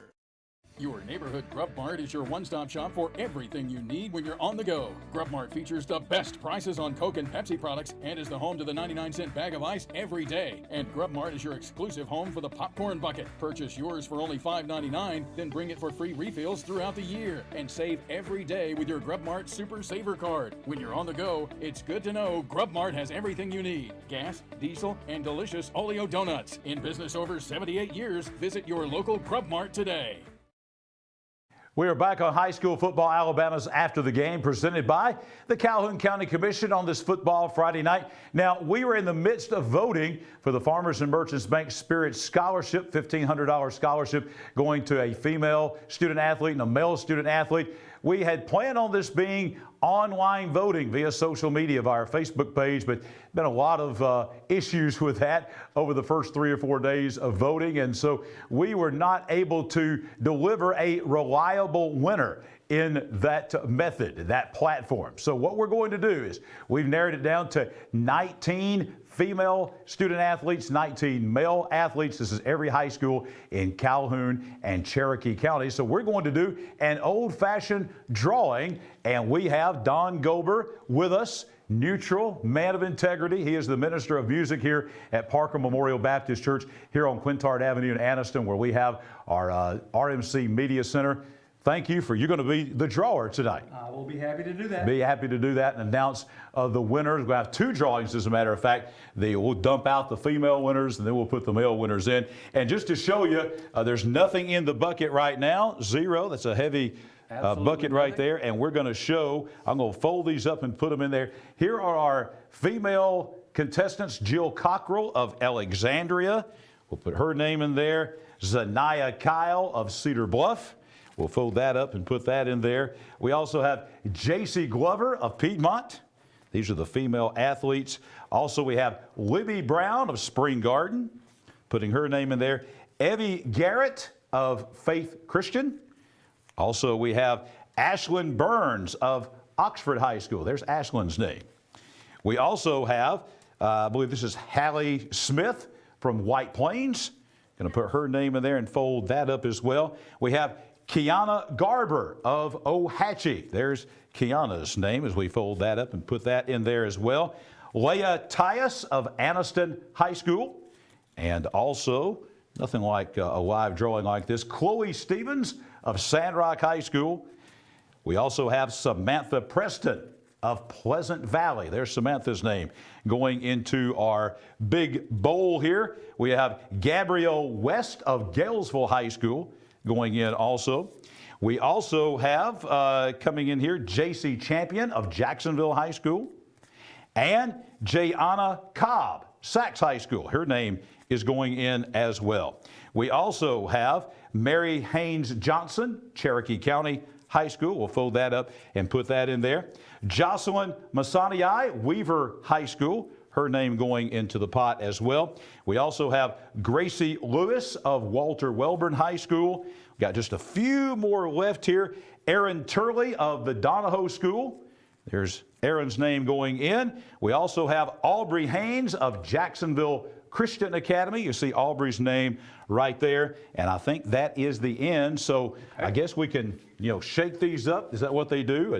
And mix them up. Mix them up the best. Mix them up and do all that kind of stuff there. And then we'll let you draw out a name. All right, you ready? And I'm going to hand it to you. You hand it to me. Okay. Mixing. And I grab one and I hand it straight to you. And this is going to be Jill Cockrell of Alexandria High School. I'll show that to you right there. Jill Cockrell of Alexandria High School gets the $1,500 college scholarship courtesy of Farmers and Merchants Bank. We'll put her name over there. Now we're going to empty these out, and we're going to do the same thing with we're going to dump them in the floor right here in the studio. We're going to go with our male here. Here are our male contestants. We're going to do the same thing. We begin with Holt Bentley, if we can zoom in on that. Holt Bentley from Pleasant Valley High School. Put that in there. Jesse Baswell of Ohatchee High School. We also have Drake Davis of Alexandria High School. There's Drake's. We also have Chapel Pope of Spring Garden High School, putting his name in there. Jacob McElroy of Piedmont High School going into the pot here. We also have Israel Morrison, Cedar Bluff High School. Name is going in the pot. While we're doing this, we'll tell you that all 38 of these athletes are going to get a $50 gift card as well, all of them courtesy of Farmers and Merchants Bank. Joshua Muse of Faith Christian School in Anniston, put his name in the pot there. Caleb Sanders from Oxford High School. We also have Dylan Barksdale, White Plains High School. Name is going in there as well. We also have Braden Sharp of Galesville High School. His name is going into our big pot here. Elijah Garrett of Sachs High School. Name is in the pot there. We also have Matthew Parker of Jacksonville High School.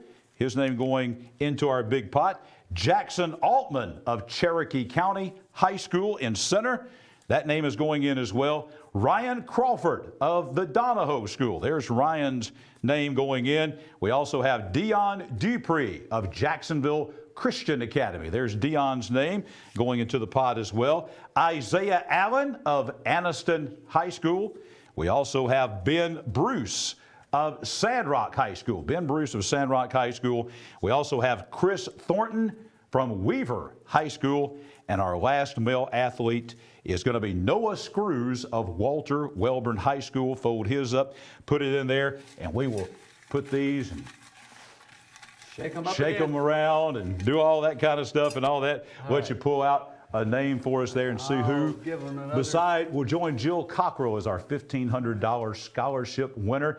Exciting times here. There you go. And here's the winner, and the winner is going to be Dylan Barksdale of White Plains High School, getting the $1,500 scholarship courtesy of Farmers and Merchants Bank. And speaking of Farmers and Merchants Bank, let's just tell you about those folks. They have given over $24,000 in college scholarships over the last 6 years, and they're doing that again this year. They have been in business and serving Calhoun County for 108 years.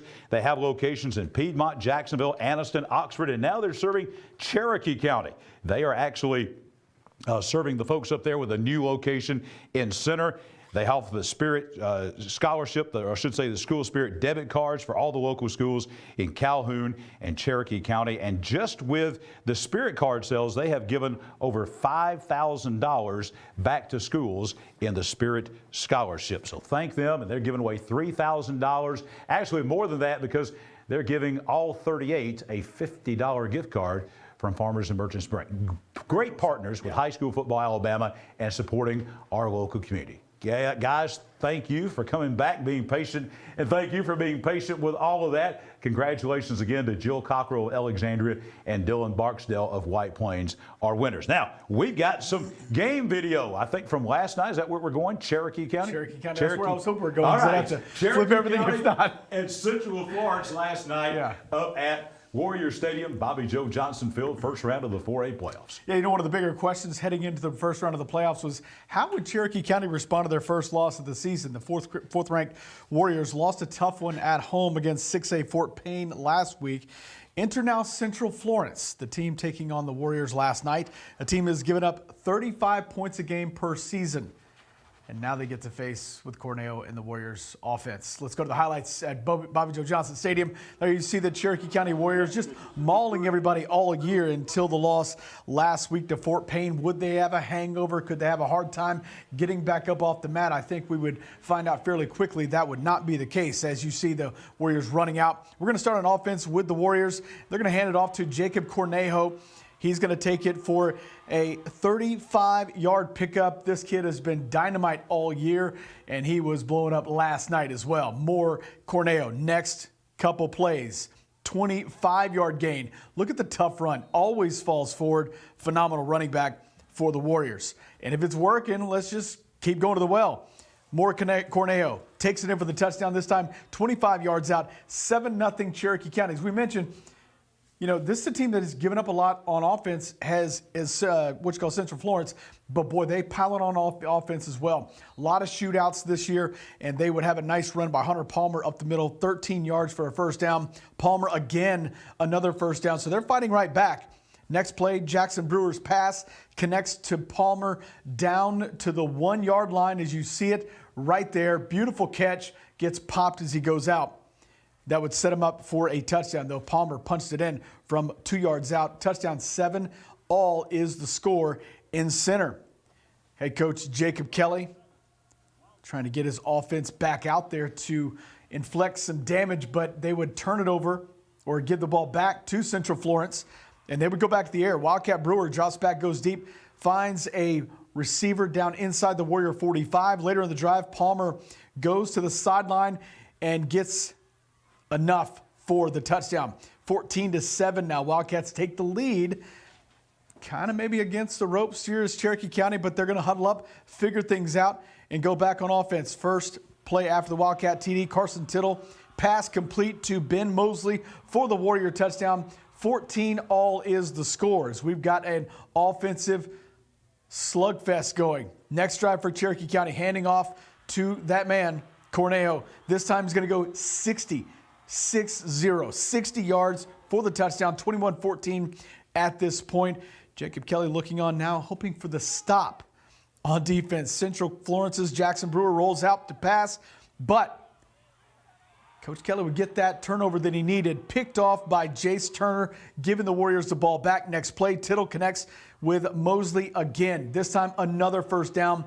He would be tracked down at the 34-yard line. Corneo would go back to work now. On the ground, breaks 5 tackles. Count them. 5 tackles for Corneo. Big run down to the 25. A few plays later, they're going to give it to number 9 again. He's going to take it into the end zone. 28-14 at the half. And this kind of went like you thought it would. Central Florence has been giving up a lot of points this year, but they score a lot of points as well. The shootout goes in favor of the home team. Warriors win 56-28. Coach, you were at the game last night. Cherokee County a little slow getting out of the gates, but really poured it on in the second half. They win it 56-28. They're back at home next week. Haleyville beat North Jackson tonight 33-14. So the Haleyville Lions come into Bobby Joe Johnson Field, and I think Center will be a big favorite again next Friday night. They will, but I have to say something first. Behind every good coach, good program, great program is a great administrator. And Cherokee County has that, and let me tell you why. I called Bobby Tittle last night, and I said, I need a way to get closer to the stadium to park. And he brought me in some back road, back door, and said, just pull in there, the gate will be open. Come on in there and park right beside the visitor's dressing room. Me and Jordan pull in, the gate's locked. I called him, I said, I can't go this way, what do you want me to do? And all of a sudden, the phone just hung up. He ran. When I saw him coming across the field, he jogged almost 200 yards to come open that gate. Come over there and open that gate for me. I said, you didn't have to do that. He said, no, I'd do anything for high school football, Alabama. Wow. Cool. He let us in, and we get there, and then when we left, somebody locked the gate. So we found our way out. We may have to go through the woods, but we found our way out. But props to him for doing what he did there. Cool. Yes, Cherokee County is the team to beat in the North. Yes, I just put that on y'all. They're the team to beat in the North. They've got a throwing game, a running game, and they play great defense. All right. We will be back with more of high school football Alabama's After the Game, presented by the Calhoun County Commission. The Calhoun County Commission, made up of Terry Howell, Danny Shears, Fred Wilson, Carolyn Henderson, and Lee Patterson, ask you to take a look at what Calhoun County has to offer. Beautiful parks, neighborhoods, recreational facilities, historic sites, and museums. Our citizens enjoy a high quality of life and strongly support the arts. If you are considering expanding or starting a new business, take a look at what Calhoun County has to offer. You'll be glad you did. What does it mean to be a community bank? At Noble Bank and Trust, it means you're more than an account number, you're a valued member of our community. Whether it's checking, savings, a loan, mortgage, or line of credit, Noble Bank and Trust meets all your banking needs with exceptional technology customized just for you while making you feel right at home. Make the switch to Noble Bank and Trust, and we will make sure you're taken care of from beginning to end. Noble Bank and Trust, member FDIC, equal housing lender. After 15 years of supplying top quality, name brand sports equipment and team apparel to hundreds of Alabama schools, coaches, and athletes, and continuing to provide custom uniforms, embroidery, and screen printing, Team Sports is adding a new player. Coming soon, McClellan Sports and Outdoors. Whether you're an athlete in search of football helmets, bats, or even cleats, or an outdoor enthusiast in search of apparel from top brands, McClellan Sports and Outdoors has you covered. Visit McClellansports.com for more information. My dad taught me to fish right here years ago. But when an old sports injury started slowing him down, I knew we'd need to search for the latest procedures in knee and hip replacement. With physical therapy tailored to his needs, a dedicated team of doctors and nurses, and he'd want a fast recovery time. So where'd he find all that? Right here at RMC.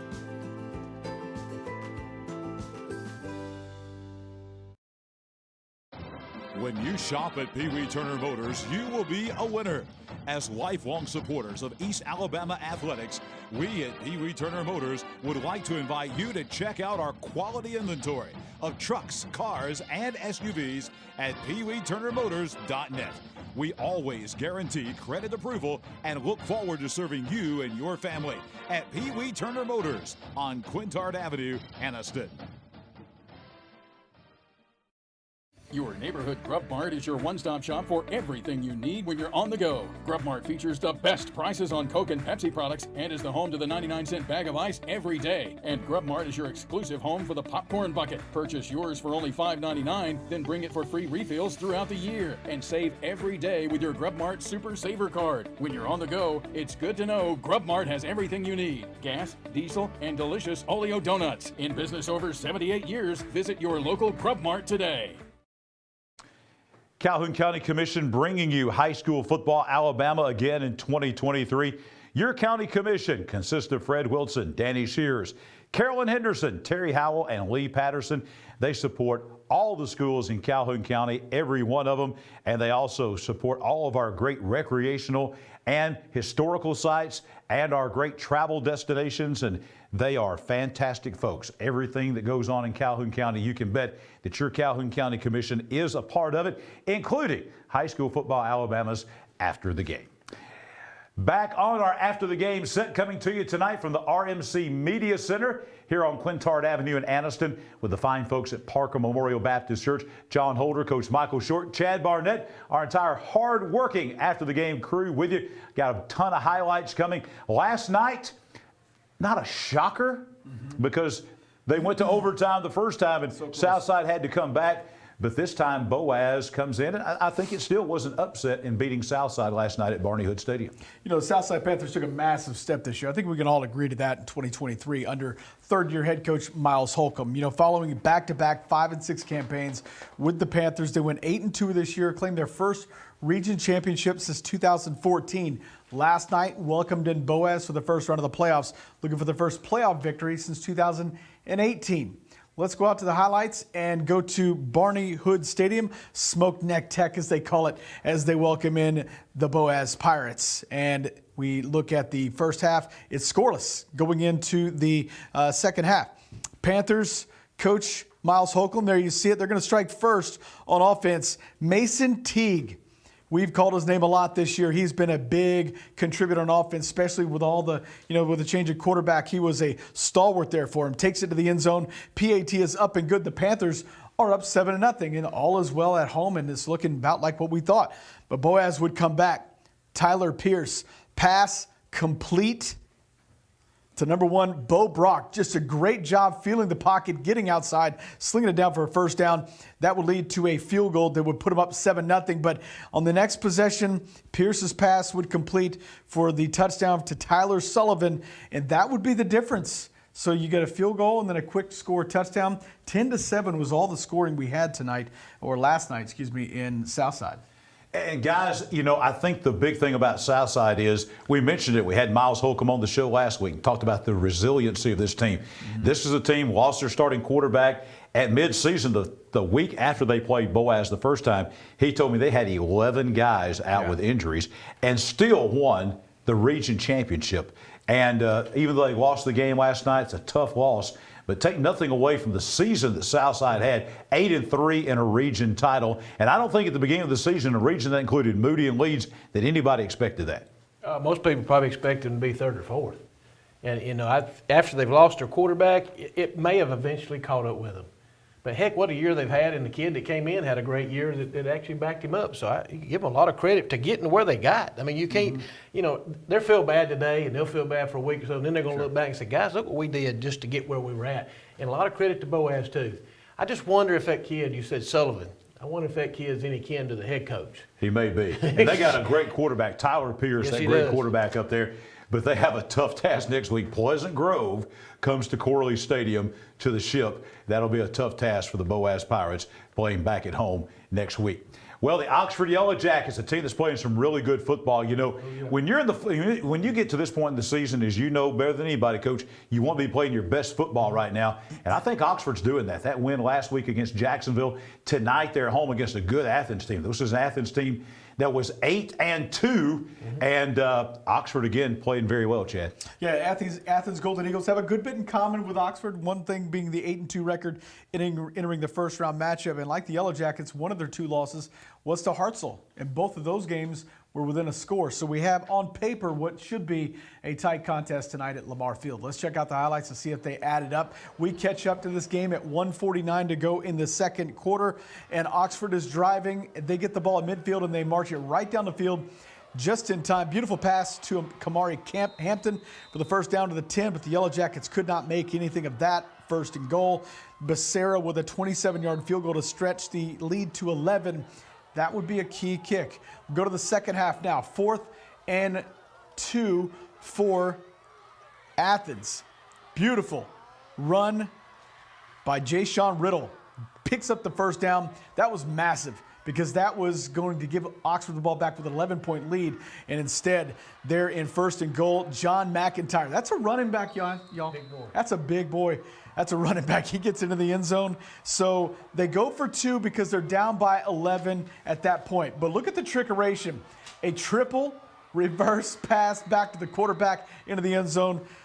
Extra point would be good. So now it's a 3-point game, 24-21. Mims and company would come back as they did all night long. Mims back to pass. He's going to find Nick Richardson for the grab. First down, Oxford down to the 15-yard line. Then they would go down to the ground.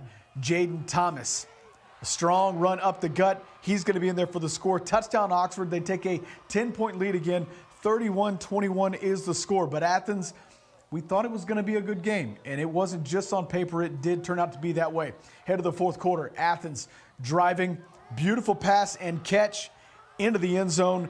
That would put it back to a 4-point game. 31-27. Why? Because Athens went for 2. Why? I don't know. Are only going to be down 3 with an extra point. They didn't get it. It's a 4-point game. Mims and company back on offense. Deep pass, incomplete, but we got Laundry on the field. That's going to give them another first down. And then this would just turn into the Jaden Thomas show. Look at the tough run by number 5. weaving his way down inside the red zone, and they would say, you know what, hard run there. We're going to give it right back to you, big fella. He's going to take it to the right side in there for the score. Puts Oxford back up 11 after that score, and that would be 38-27. And they would go on to win tonight against Athens, 45-27. Massive win in the first round of the playoffs by the Yellow And that tells you about Oxford right there. That lead had been cut to 24-21, and then Oxford, you saw right there in those videos, the highlights, you were there, Chad, 21-7 the rest of the way. That's how teams do it. When you get challenged in the playoffs, you're always going to have some tough games. Yeah. And when you get challenged like that and things get tight, you go ahead and play well and end the game on a strong note, and that's what they did tonight. I still go back to the Pell City game when they had to have that drive to win the football game. And when they got that drive to win the football game, that gives them the confidence that they have now. When they get in those positions, when they're behind early or late in a ball game, that, look, we've done this before, guys. Let's just go out here and do it again. So now it's second nature to them. Two things that stood out to me about Athens tonight. The size. The front line was massive. You saw the running back. He was every bit of 6'4", 220. He was a massive kid. And the fan base, they brought a crowd with them. They were loud. They were boisterous. It was a phenomenal atmosphere. And Oxford could have been caught up in all that.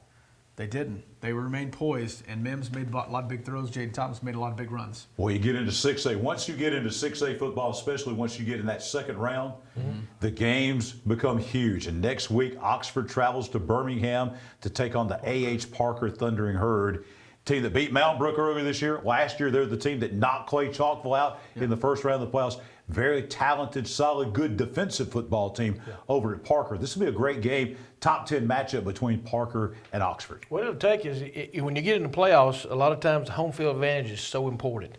And Parker's going to play well at home. I can promise you that now. So it's going to take a great crowd, and I know they will, from Oxford to go over there and try to fill that place up just to be give them a chance, because it's going to be a very tough game. But again, it's on the road, but I know Oxford people will show up.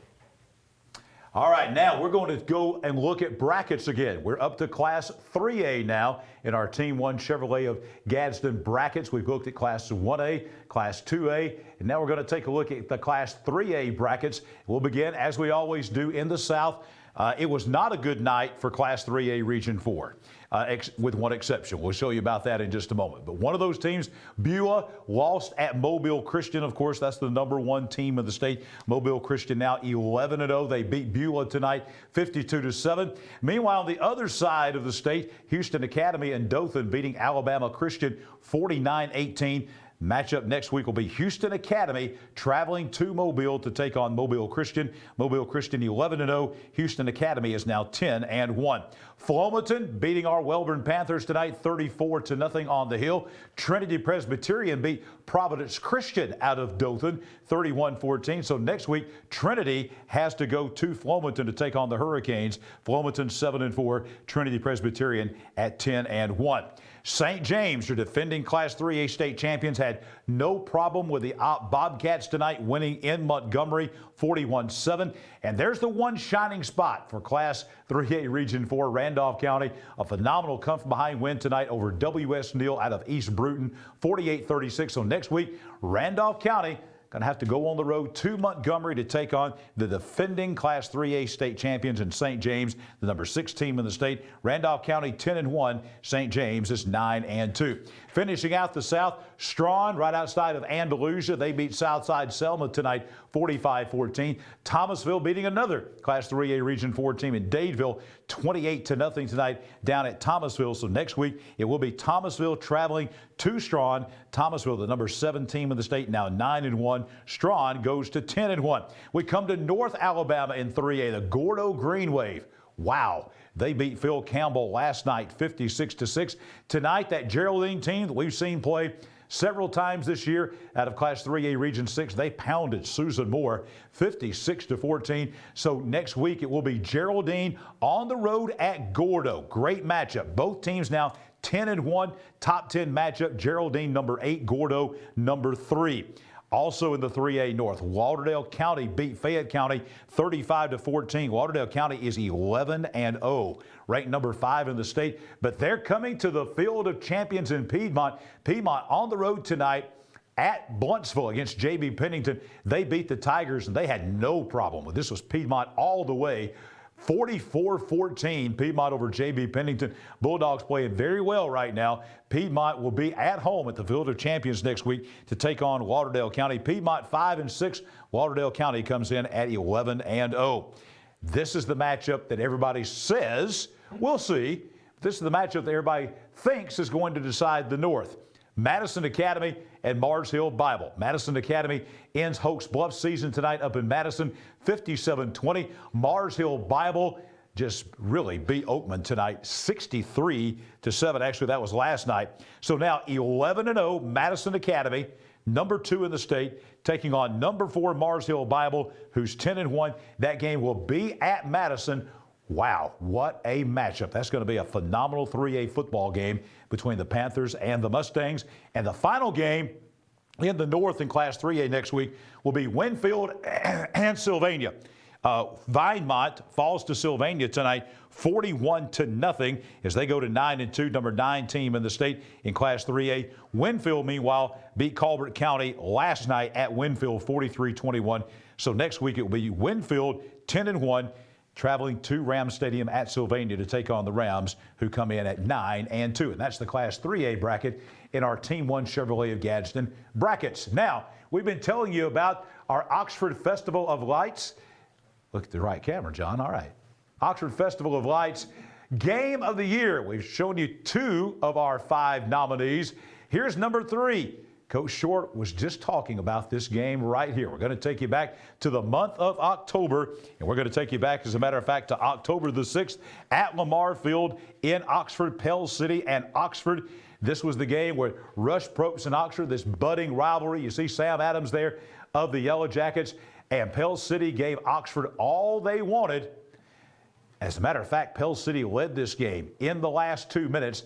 But give the credit to Oxford. They converted a 4th down, and I believe it was a 6 or 8 yards they needed to get the first down, or they would have lost this game.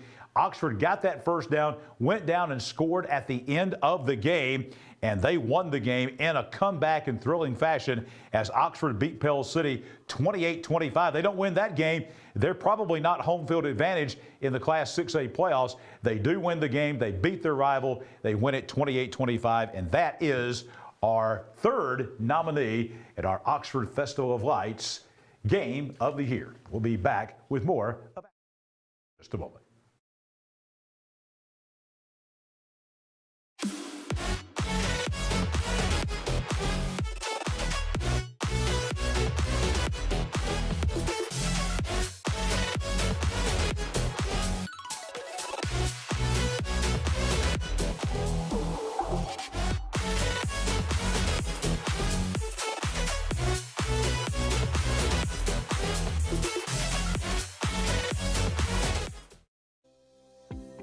The CUSA Valley, on the banks of the CUSA River in Gadsden, Alabama. Fishing, boating, and paddling, and home to Team 1 Chevrolet. Team 1 Chevy has been serving generations for years. Even the grandkids are grown. Come by and see why so many people come back to Team 1 Chevy in Gadsden. Home of the best people, the best service, period.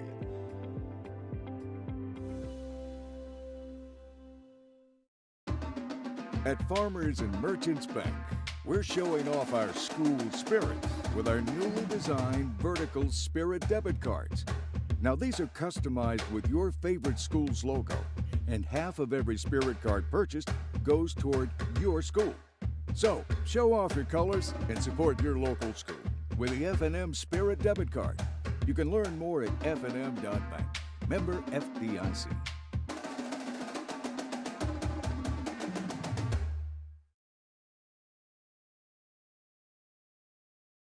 The game-winning touchdown. A goal line stand. The perfect catch. The perfect stop. These are the moments that move you, but when a sports injury puts you on the sidelines, it's our job to get you moving again. Aniston Orthopedic Associates is the longest-standing orthopedic practice in East Alabama, providing exceptional care to thousands of athletes. Shaping the next generation of legends. Dedicated. Dedicated to what moves you. Aniston Orthopedic Associates, 8 a.m. Saturday Sports Injury Clinic. Every football season Saturday, 701 Layton Avenue, 3rd floor, Tyler Center. Can I help make pancakes, Dad? Of course, buddy. I absolutely love these cabinets we have here in our showroom. And as much as you like these right here, the options on this kitchen over here, I think you're going to... For real, Randall? I love this kitchen. Let's do a kitchen makeover in your home. Fair enough. Seriously, guys? We made you one. Okay. We ought to do this more often. We live in a world that moves quickly, and while we are able to connect faster than ever through technology, maybe you've noticed that real connection is hard to come by.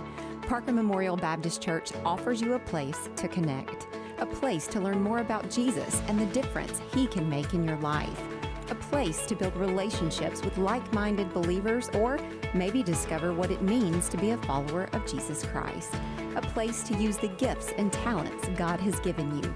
A place where we love God and we love you. Parker Memorial Baptist Church, 1205 Quintard Avenue, Anniston. Visit our website for details. Anniston Orthopedics bringing you those great Anniston Orthopedics score shirts for our Ted's Floors and Beyond Team of the Week. They loved those over at Heflin yesterday. We're going to show you some video of that. Appreciate them doing that. And I'll just tell you, they're the longest standing orthopedic practice in East Alabama. They have 6 highly skilled, kind, experienced physicians. Vandervoort, Dr. Dwayne Tippett, Dr. Dwayne Michael Tippett, Dr. Hardy, Dr. Wiedmer, Dr. Morris. They are on the sidelines every week at local high school games, continuing to provide a legacy of outstanding sports injury on and off the field and keeping our players here in East Alabama in the game. Anniston Orthopedics, bringing you high school football Alabamas after the game. Let's talk about our Farmers and Merchants Bank Player of the Week, our last one of the year, and another outstanding performance. This one coming from Dorian Walker of the Sachs High School Wildcats. We were able to go out to Sachs yesterday and take a picture with the folks from Team Sports. You look at, Team Sports provides that custom jersey. You see that there. Coach Alfonso Freeney there with the Farmers and Merchants Bank plaque. So he's a great, fantastic player. How great was he? Well, in that win, their only win of the season, their first win of the season over Talladega last week, 29-27. He rushed for 238 yards and 3 touchdowns.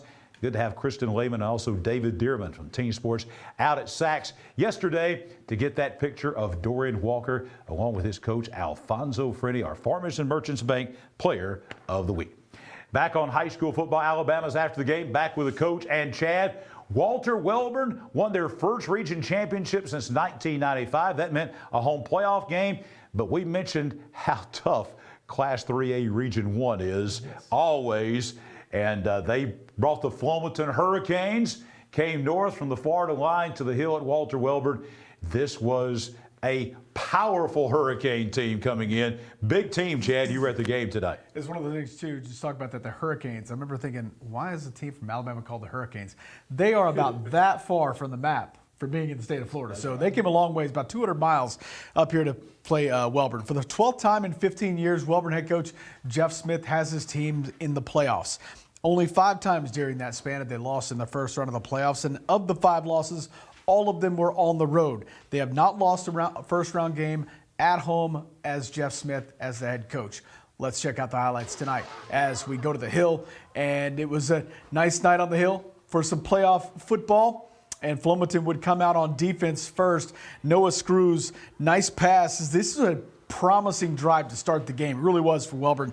Ethan Carroll with a 25-yard pickup for a first down. This the one, a 3rd and about 8, and Noah Screws is going to be hit, and they're going to call it a fumble. Flomaton would recover. The ball security would hurt Wellborn to start this contest and put him in a deep hole.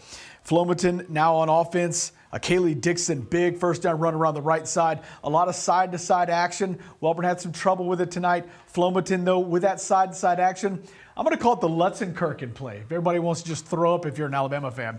That's what it looked like. Touchdown by Flomaton as they would put the Hurricane up 7-0. Ensuing kickoff. Talked about the ball security. Friendly fire. His own guy hits him. Ball goes onto the ground. So Flomaton now, after the long touchdown drive, now they have the ball in Wellborn territory right in the middle of the first and second quarter. So let's go to the second quarter. They would continue that drive all the way down, punch it in for a touchdown, and that would be 14-0 after the PAT would be good. Hurricanes are on top. But as I mentioned, Jeff Smith company, they don't go down easy at home. They don't go down easy ever. They're a good football team, and they're going to play hard regardless. But that Hurricane defense is just too much. This on a 3rd and long, nowhere to go for Screws. He's sacked. That would be lead to a 4th down. They would punt it. This is Flomaton now driving on the ensuing drive. 4th and short for them. They would connect on this 4-yard run by Jackson Fillmore for the first down, and then Mack this time to Dixon in the air. 21-point lead at this point, and Flomaton would go on to roll tonight on the hill as Wellborn's season would come to an end tonight against a very, very good Flomaton team. 34-0 is the final. Yeah, injuries a big story late in the season for Walter Wellborn. We talked with Jeremy Satcher from Donahoe about injuries affecting 1A, but 3A, there's not a lot of great depth, a lot of 3A teams either. And coaches, a couple of key injuries at the 3A level can be pretty devastating. Wellborn's had a couple of those here lately. It can hurt you at any level. We're going to see that here in a little bit, even in 5A, especially if it's to the wrong guy. If it's to one of your better guys, especially in the skill positions, because it looks like Flomaton had plenty of skill positions. Hadn't seen anybody dive to the ground like I just watched there against Wellborn in a long time. They're just trying to stop them from running the ball inside. Used to watch Alexandria do that years ago, just diving at people's feet to keep you from being able to get movement. You're right, they were big, very big. It looks like they have some very good, tall, lanky, skill position players too. And the defensive ends were really large as well. It's just they looked like a different team out there. I know it's been 4 years ago, but still, Flomaton's a team that has been to the Super 7 before. They are a team that's been there in state championship games, so it's a team that has developed some tradition in latter years, and they've got folks within the program. Those kids watched, as they 4 years ago were probably in the 9th grade, something like that, watching the varsity team, so to speak, playing the state championship. And as we talked with Coach Strain earlier, that makes a big difference. I mentioned the Namath last week. I said, what about all 4 of these teams that are coming? Either we're going to them or they're coming up here. I said, all 4 of them have been into the show before. And I said, if one of them don't make it up here, that team that would have went just a couple years ago beat Randolph County in the state championship game. So all of those teams out there have been there before. And you can't not talk about playoffs, but look at the brackets. Those teams are the same ones year after year after year. We keep talking about the same guys year after year after year. You get those guys every once in a while that get there, but a lot of times it's the same people. Well, it's like one of those things. It's like a domino effect, because if you're playing in the state championship, guess what? You're playing 5 extra weeks. You're practicing for another 5 extra weeks. So by the time you're a senior, you could have played another full 2 years more.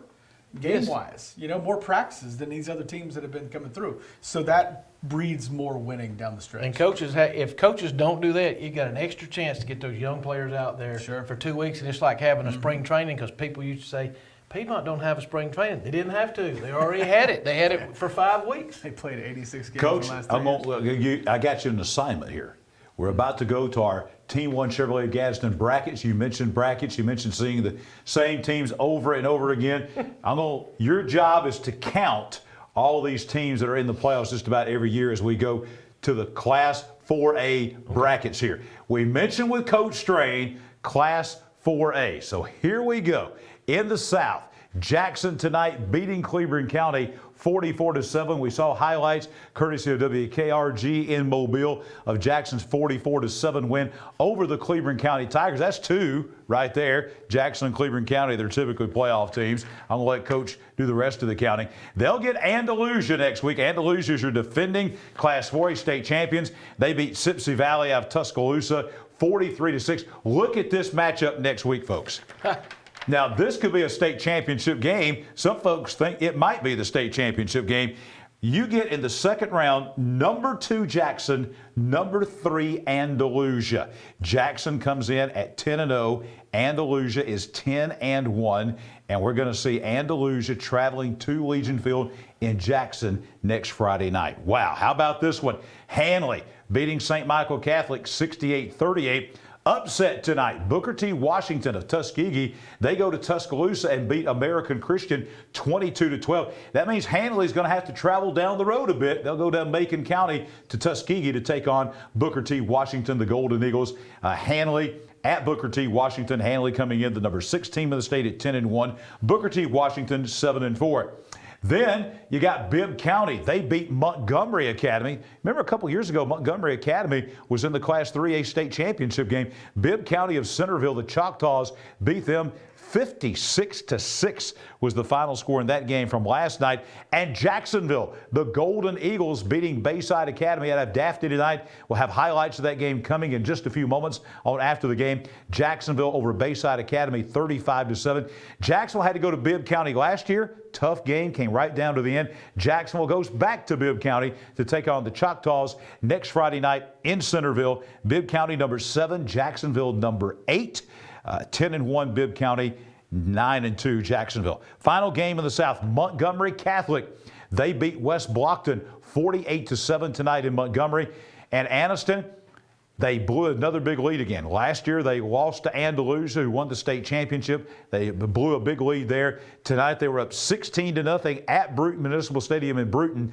T.R. Miller scores 20 unanswered. They beat Anniston, a heartbreaking loss for the Bulldogs, 20-16. Next week, T.R. Miller, they will travel on the road from Bruton to Montgomery to take on the number 1 team in the state, Montgomery Catholic, now 11-0. T.R. Miller comes in at 8-3. We bring it to the north where we had some upsets. One of these, Priceville, a battle of Bulldogs tonight. They go in and beat a good Dora team 18-14. And Brooks upset Aniana tonight at Gilbert Stadium in Aniana 56-42. So next week it will be Priceville traveling to Killen right outside Florence to take on the Brooks Lions. Priceville is now 5-6, a losing record, taking on a Brooks team who's only 6-5, but both teams in the second round.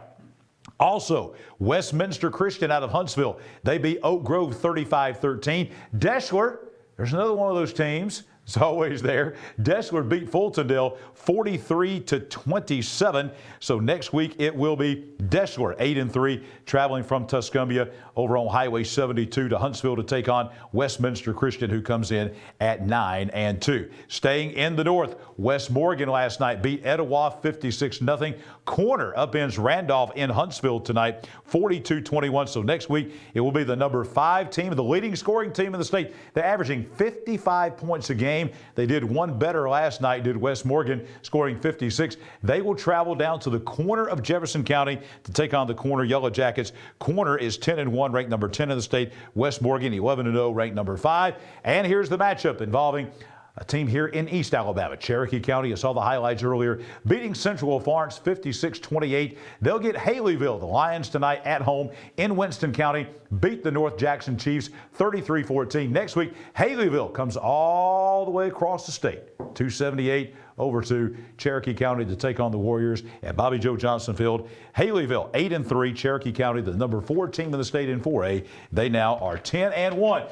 Coach has been using his fingers, and I think he used some toes over to count all these teams that are traditionally in the state playoffs just in 4A. Coach, what'd you come up with? 32 total? 32. 22. 22 of the 32. And Jackson crossed the river. We know how good Jackson is. And Leroy. Hey, you not imagine if they two were together, nobody'd have a chance. Yeah.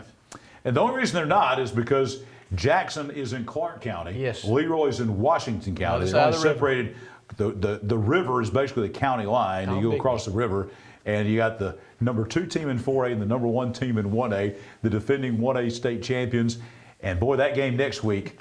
Well, if I didn't have to do this, I would beat Jackson and Andalusia. Is Leroy, will they be at home? Leroy at home. Let me check in here. Leroy will be at home as well. Oh, my goodness gracious. With Georgiana coming to town. They won't be a restaurant full. They'll all be full. I feel like I know a little bit about high school football in the state of Alabama, but these guys are on just like another level. They're talking about, there's a river that goes down, and you got the Tom Bigby River. Jesus Lord. It's right in the curve. All right, there's a curve there. Right over the bridge, and there's a sign that says Legion Field, and you turn right there and go to. That's why I'm going to stick to my day job. These guys are really good at what they do.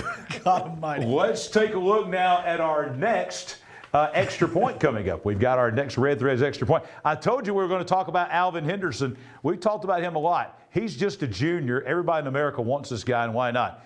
Last week against McKenzie, 56-28 win last Friday night, he had 216 yards rushing, 4 touchdowns on 6 carries, all in the first half. He averaged like 30-something yards a carry, and his touchdown runs were 42, 1, 46, and 79 yards. Heading into tonight's game, and they won big tonight, he had 2,364 yards rushing, 43 touchdowns on 134 carries. He's averaging for the season 17.7 yards per carry. Look at his career rushing totals.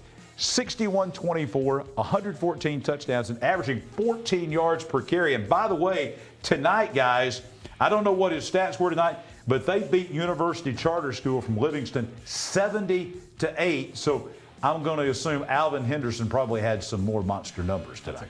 He probably did, and I got to do this.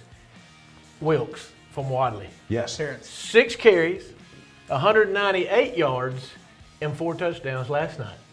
So he's very averaging close. over 30 yards a carry also. Yes, he is. That was last night. Whew. Wow. Alvin Henderson, only a junior. We'll be back with more high school football Alabamas after the game, presented by the Calhoun County Commission. The game-winning touchdown. A goal line stand. The perfect catch. The perfect stop. These are the moments that move you, but when a sports injury puts you on the sidelines, it's our job to get you moving again. Aniston Orthopedic Associates is the longest-standing orthopedic practice in East Alabama, providing exceptional care to thousands of athletes. Shaping the next generation of legends. Dedicated to what moves you. Aniston Orthopedic Associates, 8 a.m. Saturday Sports Injury Clinic. Every football season Saturday, 701 Layton Avenue, 3rd floor, Tyler Center. There's a lot to think about when you're having a baby. Colors of the nursery, names, and most importantly, where to deliver. We want a hospital that gives families a more personalized birthing experience. With a compassionate team of doctors and nurses, and a hospital where my baby and I can instantly bond with all the comforts of home. So where do we find all that? Right here at RMC, the first designated baby-friendly hospital in Alabama. When you shop at Pee Wee Turner Motors, you will be a winner. As lifelong supporters of East Alabama athletics, we at Pee Wee Turner Motors would like to invite you to check out our quality inventory of trucks, cars, and SUVs at peeweeturnermotors.net. We always guarantee credit approval and look forward to serving you and your family at Pee Wee Turner Motors on Quintard Avenue, Aniston. Can I help make pancakes, Dad? Of course, buddy. I absolutely love these cabinets we have here in our showroom. And as much as you like these right here, the options on this kitchen over here, I think you're going to... For real, Randall? I love this kitchen. Let's do a kitchen makeover in your home. Fair enough. Seriously, guys? We made you one. Okay. We ought to do this more often. What does it mean to be a community bank? At Noble Bank and Trust, it means you're more than an account number, you're a valued member of our community. Whether it's checking, savings, a loan, mortgage, or line of credit, Noble Bank and Trust meets all your banking needs with exceptional technology customized just for you while making you feel right at home. Make the switch to Noble Bank and Trust, and we will make sure you're taken care of from beginning to end. Noble Bank and Trust, member FDIC, equal housing lender. The Calhoun County Commission, made up of Terry Howell, Danny Shears, Fred Wilson, Carolyn Henderson, and Lee Patterson, ask you to take a look at what Calhoun County has to offer. Beautiful parks, neighborhoods, recreational facilities, historic sites, and museums. Our citizens enjoy a high quality of life and strongly support the arts. If you are considering expanding or starting a new business, take a look at what Calhoun County has to offer. You'll be glad you did. First time I ever had that. Ted's Floors and Beyond, bringing you our Ted's Floors and Beyond Team of the Week. We're going to show you our last Team of the Week coming up in just a couple of moments. But let's tell you about Ted's Floors and Beyond. They now offer cabinets from Wellborn Cabinet. Now you can not only have all your flooring needs met. They have hardwood, laminate, tile, carpet, luxury vinyl, but they now have cabinets and countertops. They can give you a complete kitchen or bathroom makeover, hundreds of in-stock items, 0% financing for 12 months, free in-home estimates. Visit shopteds.com. ShopTeds.com. Now, yesterday we had the privilege of being over at Cleburne County High School in Heflin, our last Ted's Floors and Beyond Team of the Week. They got not only the Tough Guy Trophy, you see the band coming in here, but they also got our Addison Orthopedic score shirts. They also had the Ted's t-shirts. Great pep rallies. Coach Short knows this better than anybody. Cleburne County has some fantastic pep rallies. Members of the community come. The cheerleaders were about to head off to the state competition. Cole Sterling played on that Cherokee County 2009 state championship team out to assist me to bring you the Ted's Floors and Beyond Team of the Week. There's the score shirt. Cleburne County 28, Walter Wellborn 22. There is Cole presenting the trophy to the Cleburne County Tigers. They get the Tough Guy Trophy, courtesy of Awards to Remember. Thanks to Coach Joby Burns. There's Coach Ron Irvin, the principal over there, and all the folks at Cleburne County High School for the hospitality for our Ted's Floors and Beyond last Team of the Week of the 2023 season. Back with Coach Short and with Coach Chad Barney? Coach Chad. He's the coach of the highlights as we go. Little League Baseball. Yeah. Powder puff in high school. So that was my coaching. And he is the coach. He is the coach of our highlights. He's the coach of our Team Sports highlights. All right, we're going to talk about now the game that I was at, Coach, you were at tonight. If you love defensive football, I do. Chad, you love defense? Absolutely. I know Coach does. This was a game for you to be at tonight down at Volunteer Stadium. UMS-Wright Prep in town to take on Central Clay County. Two more teams, Coach. They're always there in the playoffs. That's right. No doubt. You know, this game obviously is going to be won by the 22 that are in between the lines. But leading the way for Clay Central and UMS-Wright could be considered the top coaching matchup in the history of the high school football in Alabama. UMS-Wright head coach Terry Curtis and Clay Central's Danny Horn have combined for more than 700 career wins and 16 state championships. It's a lot of winning. Let's go to the highlights and see who wins tonight in the first matchup ever, as you mentioned, Coach Short, against these two titans of the sideline in Alabama. There you see Terry Curtis. Previously was Danny Horn, and that is LaDamian Boyd. Huge loss in the last week of the season for Central. He goes down with an injury, not available for the rest of the season. But this man, Damari Whetstone, fills in for him. Big 32-yard gain. Young fella's looking good. Clay Central facing a 4th and 13 from the UMS-Wright 38-yard line. The punt would go 6 yards out of bounds. UMS-Wright on offense, 4th and down and inches for them, and they're not going to get it. Stopped short later on, another drive for UMS-Wright. A lot of scrambling here, and we're going to see a pass, 3rd and 20. Rowan McCann, 22-yard pass to Joe Lott for the Central 2-yard line, and then William Taylor, 1-yard touchdown run. PAT would be good. That would put him up 7-0, and who knew that would be the last scoring of the night. More running for Whetstone, big 12-yard gain for the running back for the Volunteers. And then Darren Harris, pass intercepted by Joe Lott, returned back to the 33-yard line. Massive play there. And Clay Central would go back to the ground a little bit more with Whetstone, but it would not be enough tonight as UMS-Wright and Terry Curtis come on the road and pick up the big win tonight, 7-0. Oh, this is a score. We kind of thought that this might be a defensive struggle. Coach, you predicted it. You were right on the button. You said this is going to be a low-scoring defensive game. You could not have been more correct, because if not for that fumble by Clay Central handing them the ball at the 25-yard line, and then an incredible catch on 3rd and 20, they got them down to the 2. They might still be playing right now. Very well could be. You know, first of all, I got the privilege of getting there early and getting to get out there and get my picture made with those two, because they're both very good friends of mine. I have competed against both of them before, and that was very special before the ball game started. But it was just what it was. You know, injuries happen. And unfortunately for Central Clay, it happened to the wrong guys. They lost both running backs, so they've had basically 4 days to get ready. I don't count Thursday, so they had 4 days to get ready for this ball game. And I thought they did an incredible job just giving themselves a chance offensively. But both defenses played outstanding. And you have to give credit to Terry Kirsten. They got into a type of game they wanted. That kind of game, low scoring, which they knew they don't have that offensive players that they've had in the past. But do you see the size difference? Defensive line, 200-pound guys. But the thing about both teams, especially UMS-Wright, they're well coached, just like Clay Central is, but their guys play real hard and they tackle so well. I mean, they're one of the better tackling teams that I've seen in a long time. And when you got teams that play good defense and they tackle well, they got a good kicking game, they don't make mistakes, they're not going to beat themselves. And if you think early in the game, Central Clay had 2 holding penalties that had a touchdown call back. That was very big plays in that ball game because momentum. You score early in the ball game, you get that momentum, you never know what may happen. Yeah, and I'll tell you, you hit the nail on the head. As I walked out of the stadium at halftime, you stayed a little bit longer. The thing that was going through my mind was what you just said, how great a tackling team UMS is.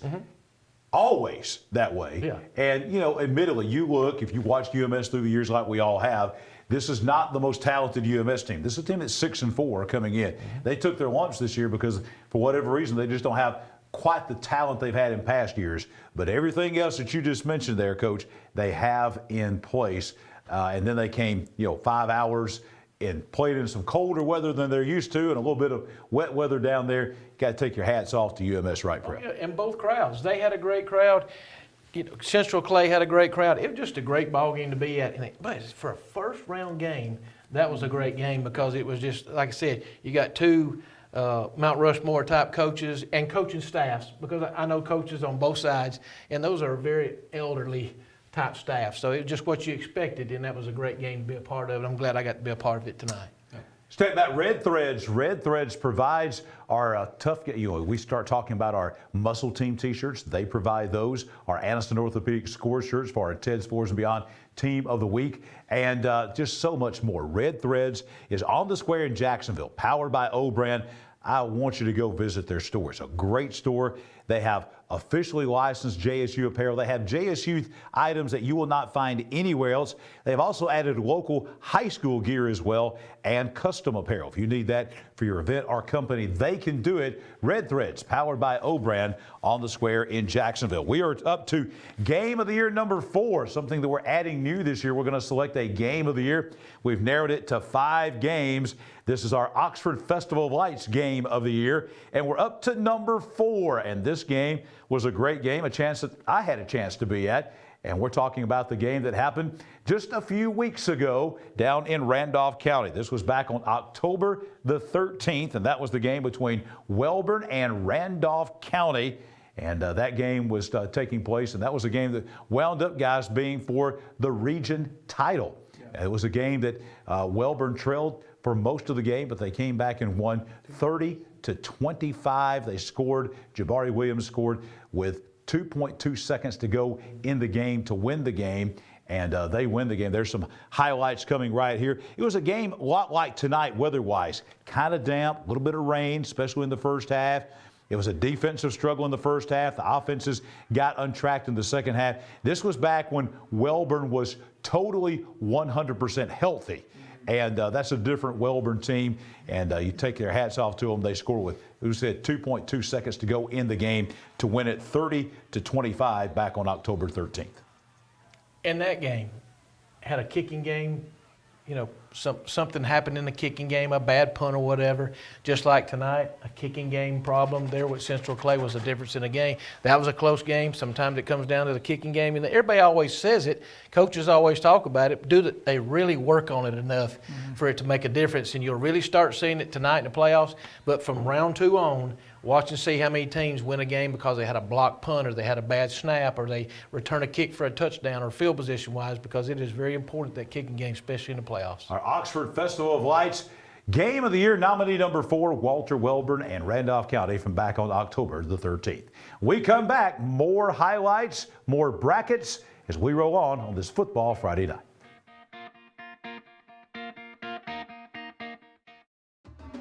At Farmers and Merchants Bank, we're showing off our school spirit with our newly designed vertical Spirit debit cards. Now these are customized with your favorite school's logo, and half of every Spirit card purchased goes toward your school. So, show off your colors and support your local school with the F&M Spirit debit card. You can learn more at fnm.bank. Member FDIC.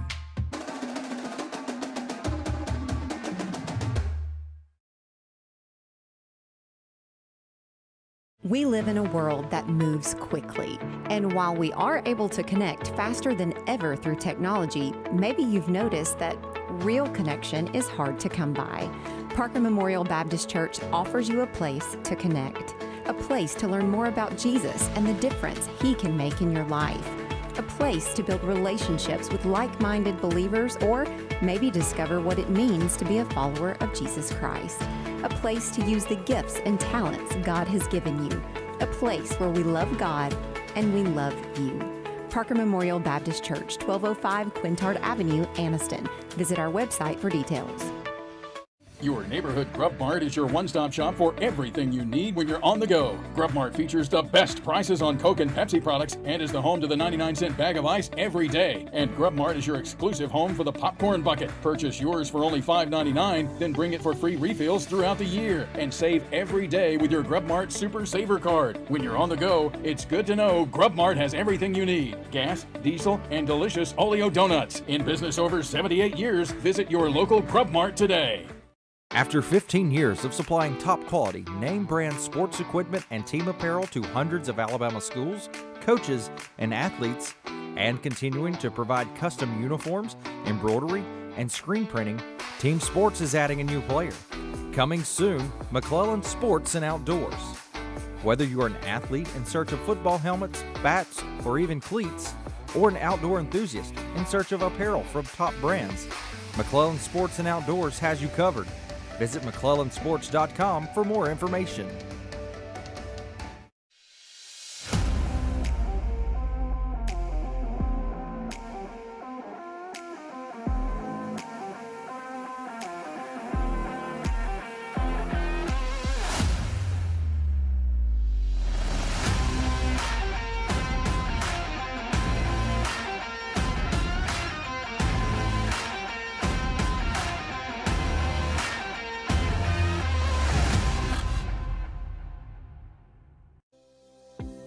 The CUSA Valley, on the banks of the CUSA River in Gadsden, Alabama.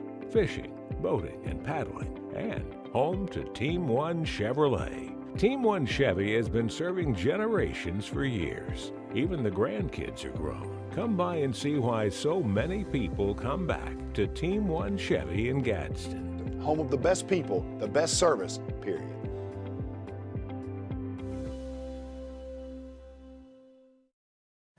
We are coming to you tonight once again from the RMC Media Center at Parker Memorial Baptist Church on Quintard Avenue in Midtown Anniston. RMC bringing you our Media Center again this year. And if you're looking for primary care, we've got the right care right here with RMC Health System in Anniston, Oxford, Jacksonville, and Roanoke. Learn more at rmccares.org/family medicine.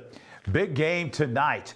Jacksonville Golden Eagles at home at Golden Eagles Stadium, hosting Bayside Academy out of Daphne. Legendary coach Phil Lazenby retiring out of Bayside Academy in the offseason and replaced by former Auburn quarterback Barrett Trotter, first-year head coach at Bayside Academy, bringing his team, who was 8-2, against an 8-2 Jacksonville team, bringing his team all the way from Daphne up to Jacksonville tonight. But big plays by Jacksonville and special teams. Coach, you referenced that. Special teams and defense tonight, getting the job done for the Golden Eagles. Big game and a big drive. 5 hours, nearly 350 miles. That's the length that Bayside came to play this game tonight against Jacksonville. Located in Daphne, the once ninth-ranked Admirals have put together an 8-2 record, as John mentioned, 2 4-game win streaks sandwiched in between a 2-game losing streak. So will they continue that 4-game win streak and get the 5th tonight at Golden Eagle Stadium? Let's check out the highlights and see how this one played out. And we're going to look at the 100th passing TD ball by that man, Jim Ogle. Have we talked about him enough this year and how he's been just phenomenal, leading this Golden Eagle team the last couple of years, really. Just a fine right arm to lead the way for the Jacksonville Golden Eagles. We pick it up at the score at the half. 28-7, Jacksonville is on top. Ogle's going to drop back to pass. This time he's going to find nothing downfield, so he's going to take it on his legs and take it for a 6-yard gain. Next play, Ogle again, back to pass. This time he's going to let it go, release, and connect to Monte Sinclair for 40 yards for a first down for Jacksonville as they're looking to extend the lead. Ogle now connects with Kedrick Fisher. This a 6-yard gain. Enough of the pass game. Let's go back to the run game. English going to take the handoff, go to the right side for a first down as they just matriculate the ball down the field ever so slightly. More running by English down to the 1-yard line, not quite into the end zone. It's going to be called short, but they're just going to give him another chance at it. He totes the rock in there for the 1-yard touchdown run for the Golden Eagles. There you see Clint Smith as he is going to go home tonight a victor, winning the first-round playoff game against Bayside. 35-7 is the final. Big plays, as we mentioned. Zay English had a kickoff return for a touchdown. Kedrick Fisher had an interception return for a touchdown. So big plays by Jacksonville getting it done. And they get another matchup with Bibb County. Boy, the last time they played, it came right down to the wire on the banks of the Cahaba River down in Bibb County. And they're going back down there again to take on probably an even better Bibb County team. This is a Bibb County team that is, it might be the best Bibb County team ever. They have really been smoking people over there. That river. I did. Yeah, Cahaba River, right there. You go Cahaba, across the bridge, that's football right. stadium right by the river. The light shine on the river. The thing that we talked about earlier in the year, and I'll have to tell them they've done it, was I was worried it was there with a new offensive line, were they going to be able to run the football enough to be able to let the play action passing be effective? And they've done that. And hey, I know who coaches their offensive line. Coach Ogle coaches the offensive line. He probably does a great job to protect his son to make sure that he's okay. So Jacksonville's offensive line has come 100 miles from where they started.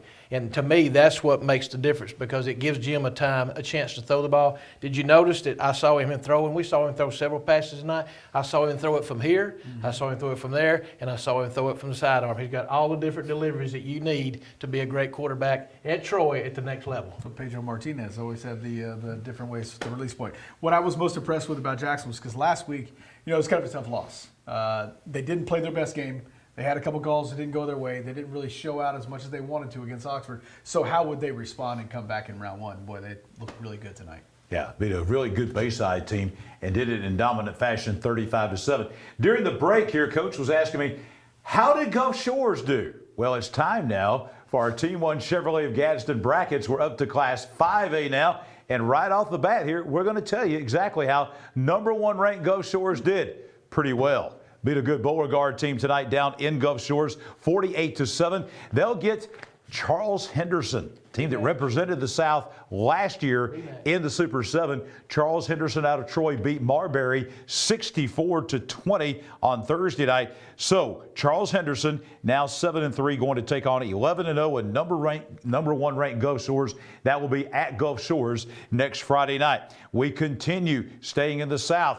The highlights that we saw just a few moments ago: UMS-Wright Prep out of Mobile beating Central of Clay County 7-0. Headland tonight wins at Holtville. They were down.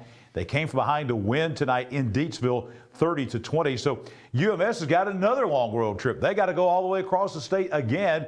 UMS-Wright going to Headland to take on the Headland Rams next week. Headland comes in at 9-2. UMS-Wright Prep at 7-4. It's the bottom of the bracket this year. That's why people are looking. The bottom of the bracket, both of them travels. The bottom of the bracket stays at home. Right. And also Demopolis beating Carroll of Ozark tonight. That was by a score of 31-28, one of the better games played in the state at Demopolis. Valley had the lead. BC Rain came back in the second half, and they upend the Valley Rams tonight at Valley 34-22. So next week it will be Demopolis traveling down Highway 43 to Mobile to take on the BC Rain Red Raiders. BC Rain 8-3. Demopolis ranked number 10 in the state. They're 9-2. Last game in the South, Eufaula beating up on Shelby County last night 65-19. Faith Academy beat Elmore County tonight, 31-7 in Mobile. So next week it will be Faith Academy. They're making the long road trip across state as well as they go to Eufaula to take on the Tigers. Eufaula is 8-3. Faith Academy comes in also at 8-3. Coming to the North Alabama, Ramsey last night beat West Point 50-0. Leads tonight a winner over Arab 33-7 down at Homer Smiles Field. Look at this matchup, guys. Talk about great second-round matchups. This is number 5 Leeds and number 2 and defending state champion Ramsey. The game will be at Ramsey in Birmingham. Leeds 9-2, Ramsey 9-2. Great second-round matchup there. I think this could be a good one as well. We're talking about another 5A matchup between Russellville and Moody. Russellville tonight beat Fairfield 38-21 up in Russellville. Moody went on the road to Trammell Stadium in Scottsboro. They beat the Wildcats 28-10. So next week it will be Russellville coming to Moody. Moody, the number 6 team in the state, at 9-2. Russellville also at 9-2.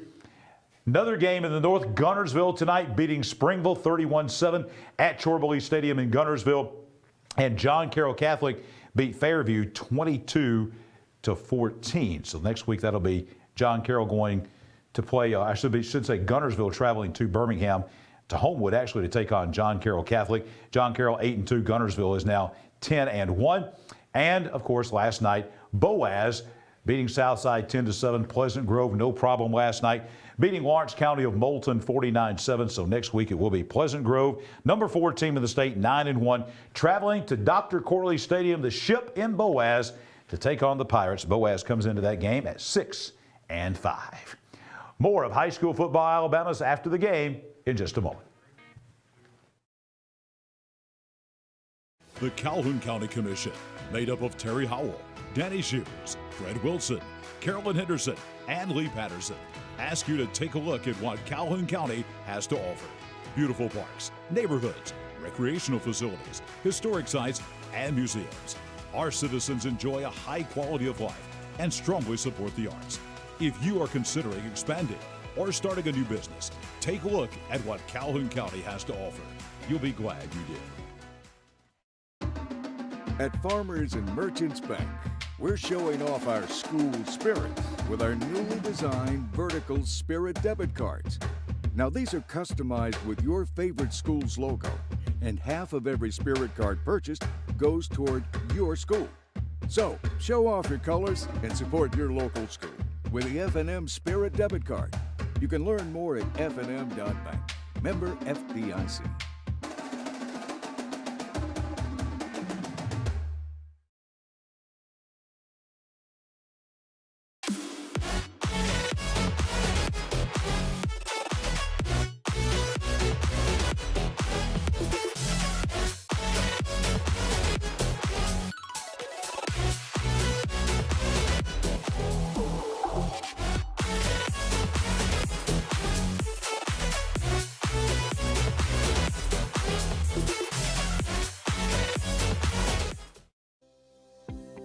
The CUSA Valley, on the banks of the CUSA River in Gadsden, Alabama.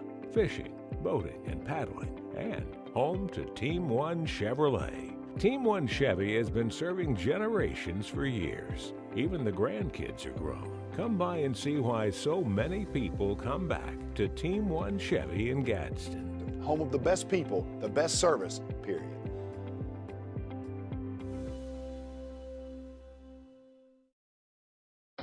When you shop at Pee Wee Turner Motors, you will be a winner. As lifelong supporters of East Alabama athletics, we at Pee Wee Turner Motors would like to invite you to check out our quality inventory of trucks, cars, and SUVs at peeweeturnermotors.net. We always guarantee credit approval and look forward to serving you and your family at Pee Wee Turner Motors on Quintard Avenue, Anniston. Can I help make pancakes, Dad? Of course, buddy. I absolutely love these cabinets we have here in our showroom. And as much as you like these right here, the options on this kitchen over here, I think you're going to... For real, Randall? I love this kitchen. Let's do a kitchen makeover in your home. Fair enough. Seriously, guys? We made you one. Okay. We ought to do this more often. USA Softball of Alabama brings you our USA Softball of Alabama scoreboard every Friday night. They are the national governing body of softball in the United States. Here in Alabama, go to their website, usasoftballofalabama.com. Year-round, they're running tournaments locally here in East Alabama and all around the state, even in the fall. They have some of the wintertime, springtime, summertime, of course.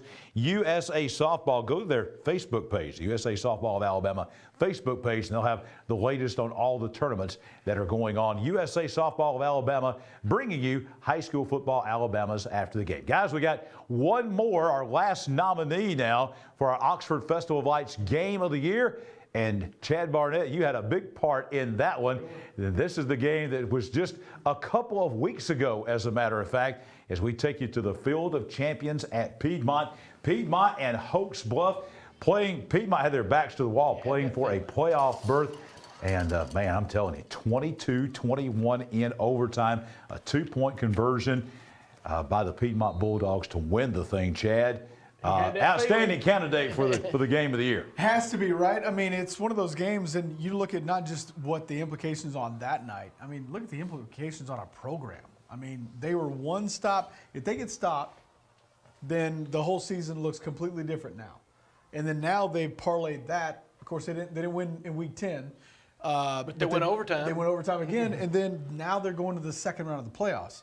So that one nonstop or two-point conversion changed the complexion of the entire 2023 season. Now you look at it where, you know, Coach Miller has done a phenomenal job completely resurrecting what they thought was dead, and now they're continuing rolling in the second round. And who knows? This team, as you mentioned, how many times they play 15 weeks in a year? A lot. So a lot of these players, you know, who know, they're not expecting to lose next week. Now they have confidence. They feel like they're favorable. Chad made some really excellent points right there. The biggest being there ain't a guy on that Piedmont sideline that doesn't believe that they can't beat Lauderdale County. Lauderdale County is 11-0, but everybody on that Piedmont sideline and in those stands in that town, they've met Lauderdale County many times before and beaten them many times before. They know they can win this game next week. And it's at Piedmont. Huge. Man, I know what's going to go on over there behind the bleachers on the visitor side. High school football, Alabama will be there for that one. That's our fifth nominee, 5 for our Oxford Festival of Lights Game of the Year. All right, now we got more brackets to go through. Our Team 1 Chevrolet of Gadsden brackets. We're going to hit 6A and 7A right now. You know, Oxford beat McAdory, first game of the season at McAdory, 31-21. Saraland, show you how good this team is. They beat that same McAdory team tonight, 54-14. Driving rainstorm down in Saraland. Briarwood Christian beating Carver of Montgomery tonight, 25-0. So Saraland's coming north. They're going to come to Birmingham to take on Briarwood Christian next week. Briarwood now 6-5. Saraland, #1 team in the state at 11-0. Another great football team is Hillcrest Tuscaloosa. They beat St. Paul's Episcopal tonight down in T-Town, 20-6. Helena beat Wetumpka. I think we're missing the P out of there. That's not Wetumpka. Tumpka. Helena beat Wetumpka 58-28. So next week we get Helena. They're coming in at 9-2. They go to Tuscaloosa to take on #3 Hillcrest, who is 11-0. Benjamin Russell tonight, staying in the South. Last night they beat Sidney Lanier of Montgomery 39-12. They'll get Hueytown. Hueytown shut out Theodore. A little bit surprised there as they beat the Bobcats 14-0. There's no river here, but Hueytown's one of those towns with a train track right next to the stadium. That's exactly right. That's one of the ones that you got to love, right? Exactly. Anytime you see a train track next to a field, that's going to be a hard-nosed football team. That's exactly. You know where another one's at? North Jackson. Yes. North Jackson. There's one in Pell City. Stevenson, Alabama. North Jackson has one that goes by because they go, whoa, whoa. Walter Wellborn. We're way off track here. Sorry about that. Off track. We can go farther if you want to. Hueytown beat Theodore 14-0. So next week, pretty good matchup here. Hueytown traveling to the Sportsplex in Ellick City to take on the Ben Russell Wildcats. Ben Russell, #10 team of the state, 9-2. Hueytown is 8-3. Last game in the South, Pike Road tonight only beat Homewood 10-9. Spanish Spanish Fort shutting out Bessemer City 28-0. I think this is a great matchup next week. Spanish Fort traveling up to Pike Road. Pike Road will be, let's see, they're 8-2, and Spanish Fort is 9-2, ranked number 9 in the state. In the north, A.H. Parker beat May Jemison last night 62-14. Oxford over Athens 45-27. Next week, Oxford travels to Birmingham to take on the Parker Thundering Herd. Number 5 versus number 7. Parker 10-1, Oxford at 9-2. Gadsden City, the Titans, whipped up on Gardendale tonight 44-16. Hartselle beat Centerpoint 28-18. Next week, a rematch of a regular season game. This time it will be at Titan Stadium. The first time they played, Gadsden City and Hartselle, it was at J.P. Kane Stadium in Hartselle. Hartselle won the game 31-28. Now, Hartselle and Gadsden City play at Titan Stadium next Friday night. Gadsden City 8-3. Hartselle, the number 6 team in the state, at 9-2. Muscle Shoals beat Pinson Valley 42-7 tonight. Fort Payne, an impressive win over Mortimer Jordan 45-28. Next week, Fort Payne will travel cross-state to Muscle Shoals. Muscle Shoals is 10-0, ranked number 4 in the state. Fort Payne now 7-4. And the last game in Class 6A, Clay Chalkville buried Coleman tonight 49-7. Mountain Brook all over Buckhorn last night 35-14. I think this is the 3rd or 4th year in a row in the playoffs that Clay Chalkville and Mountain Brook have played each other. The game will be at Clay. Clay Chalkville, number 2 team in the state, 11-0, taking on number 8 Mountain Brook, who comes in at 8-3. Continuing with our Team 1 Chevrolet of Gadsden brackets, we go to Class 7A. Not as many teams, not as many games, but number 1 Central Phoenix City, they continue to roll. They beat Davidson tonight 63-21. Auburn tonight upended Baker, maybe a little bit of an upset down in Mobile, 27-17. So a rematch, Central Phoenix City and Auburn out of Class 7A Region 3. They will play at Central Phoenix City next week. Number 1 Central, number 4 Auburn. Central is now 10-0, Auburn 9-2. Also in the South, Mary Montgomery. The Vikings just keep on winning as the Mary Montgomery Vikings from out at Sims. They were winners over Dothan tonight, 21-13, and it was Enterprise beating Daphne 63-28. So next week, I think this is a great game. Number 7 Enterprise will be on the road at Mary Montgomery, the number 3 team in the state. They are 11-0. Bringing it to North Alabama and concluding 7A, Hoover up off the mat. You know, Hoover came into this game 4-6. 4-6, but they won at James Clemens in Madison tonight, 42-16. Hewitt-Trussville, they beat the other team from Madison, Bob Jones, 56-14. Next week, rematch of a regular season game that Hewitt won. It will be Hoover traveling to Hewitt-Trussville. Hewitt-Trussville 8-4. Hoover's only 5-6. And another rematch coming. It's going to be all, as we see every year, all 7A Region 3. Thompson beat Florence 42-0 last night. Tonight it was Vestavia Hills beating Austin of Decatur 38-17. So next week it will be Vestavia Hills traveling to Thompson. Thompson, the number 2 team in the state. Vestavia number 6. 9-1 Thompson taking on 9-2 Vestavia Hills. And that is our Team 1 Chevrolet of Gadsden brackets for the night. We've given you all of those 1A through 7A. We'll come back to wrap up the show in just a moment. After 15 years of supplying top-quality, name-brand sports equipment and team apparel to hundreds of Alabama schools, coaches, and athletes, and continuing to provide custom uniforms, embroidery, and screen printing, Team Sports is adding a new player. Coming soon, McClellan Sports and Outdoors. Whether you're an athlete in search of football helmets, bats, or even cleats, or an outdoor enthusiast in search of apparel from top brands, McClellan Sports and Outdoors has you covered. Visit McClellansports.com for more information. I can't imagine life without Gwen, but we came dangerously close. I was having chest pains. Luckily, there was a hospital nearby that quickly discovered one of her arteries was 100% blocked. A hospital with life-saving technology and the latest in cardiac treatment, with an experienced team of doctors and nurses focused on fixing Gwen's heart. What hospital had all of that? It was all right here at RMC. What does it mean to be a community bank? At Noble Bank and Trust, it means you're more than an account number, you're a valued member of our community.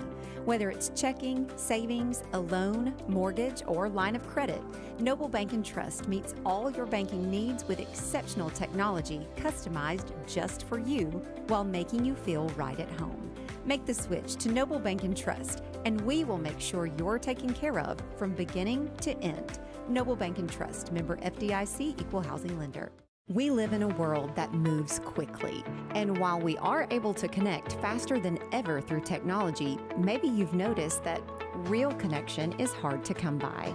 Parker Memorial Baptist Church offers you a place to connect, a place to learn more about Jesus and the difference He can make in your life, a place to build relationships with like-minded believers, or maybe discover what it means to be a follower of Jesus Christ. A place to use the gifts and talents God has given you. A place where we love God and we love you. Parker Memorial Baptist Church, 1205 Quintard Avenue, Anniston. Visit our website for details. The game-winning touchdown. A goal line stand. The perfect catch. The perfect stop. These are the moments that move you, but when a sports injury puts you on the sidelines, it's our job to get you moving again. Anniston Orthopedic Associates is the longest-standing orthopedic practice in East Alabama, providing exceptional care to thousands of athletes. Shaping the next generation of legends. Dedicated to what moves you. Anniston Orthopedic Associates, 8 a.m. Saturday Sports Injury Clinic. Every football season Saturday, 701 Layton Avenue, 3rd floor, Tyler Center. Your neighborhood Grub Mart is your one-stop shop for everything you need when you're on the go. Grub Mart features the best prices on Coke and Pepsi products and is the home to the 99-cent bag of ice every day. And Grub Mart is your exclusive home for the popcorn bucket. Purchase yours for only $5.99, then bring it for free refills throughout the year. And save every day with your Grub Mart Super Saver card. When you're on the go, it's good to know Grub Mart has everything you need. Gas, diesel, and delicious Oleo donuts. In business over 78 years, visit your local Grub Mart today. We have been enjoying a lot of team sports highlights tonight, all the way from Jackson to Center. At all points in between, we've been bringing you highlights tonight from Team Sports. Team Sports is located on the Fort McClellan in Anniston at 135 Exchange Avenue. They've been in business for 15 years. They are locally owned and family operated. They service over 100 schools. They have all the brand names, including Adidas, Under Armour, Wilson, Rawlings, Rydell, The Game, and many, many more. They have all your sporting goods needs, apparel, jerseys, and they're about to open their storefront, and it is going to be very nice out there right across from the Anniston Aquatic Center. Team Sports bringing you our highlights each and every week on high school football, Alabama's After the Game. Time for our last Red Threads Extra Point. How about this one, guys? Colbert County's Trey Davis just missed tying an AHSAA single-game state record by blocking 3 punts in a 49-0 win over Elkmont last week. The record of 4 was set by Craig Sanders, who played at Alabama. He's from Arrowton down in southeast Alabama, in a game against Pleasant Home back in 2006. And also Kendrick Alexander of Jess Lanier and Bessemer did it in a game in 2004. 3 block punts in 1 game. Outstanding effort last week by Colbert County's Trey Davis. Punt, Elkmont, punt. That'd be accurate. I mean, 3-0. What are the Maybe odds? Yeah, it was 2 against the Bama game.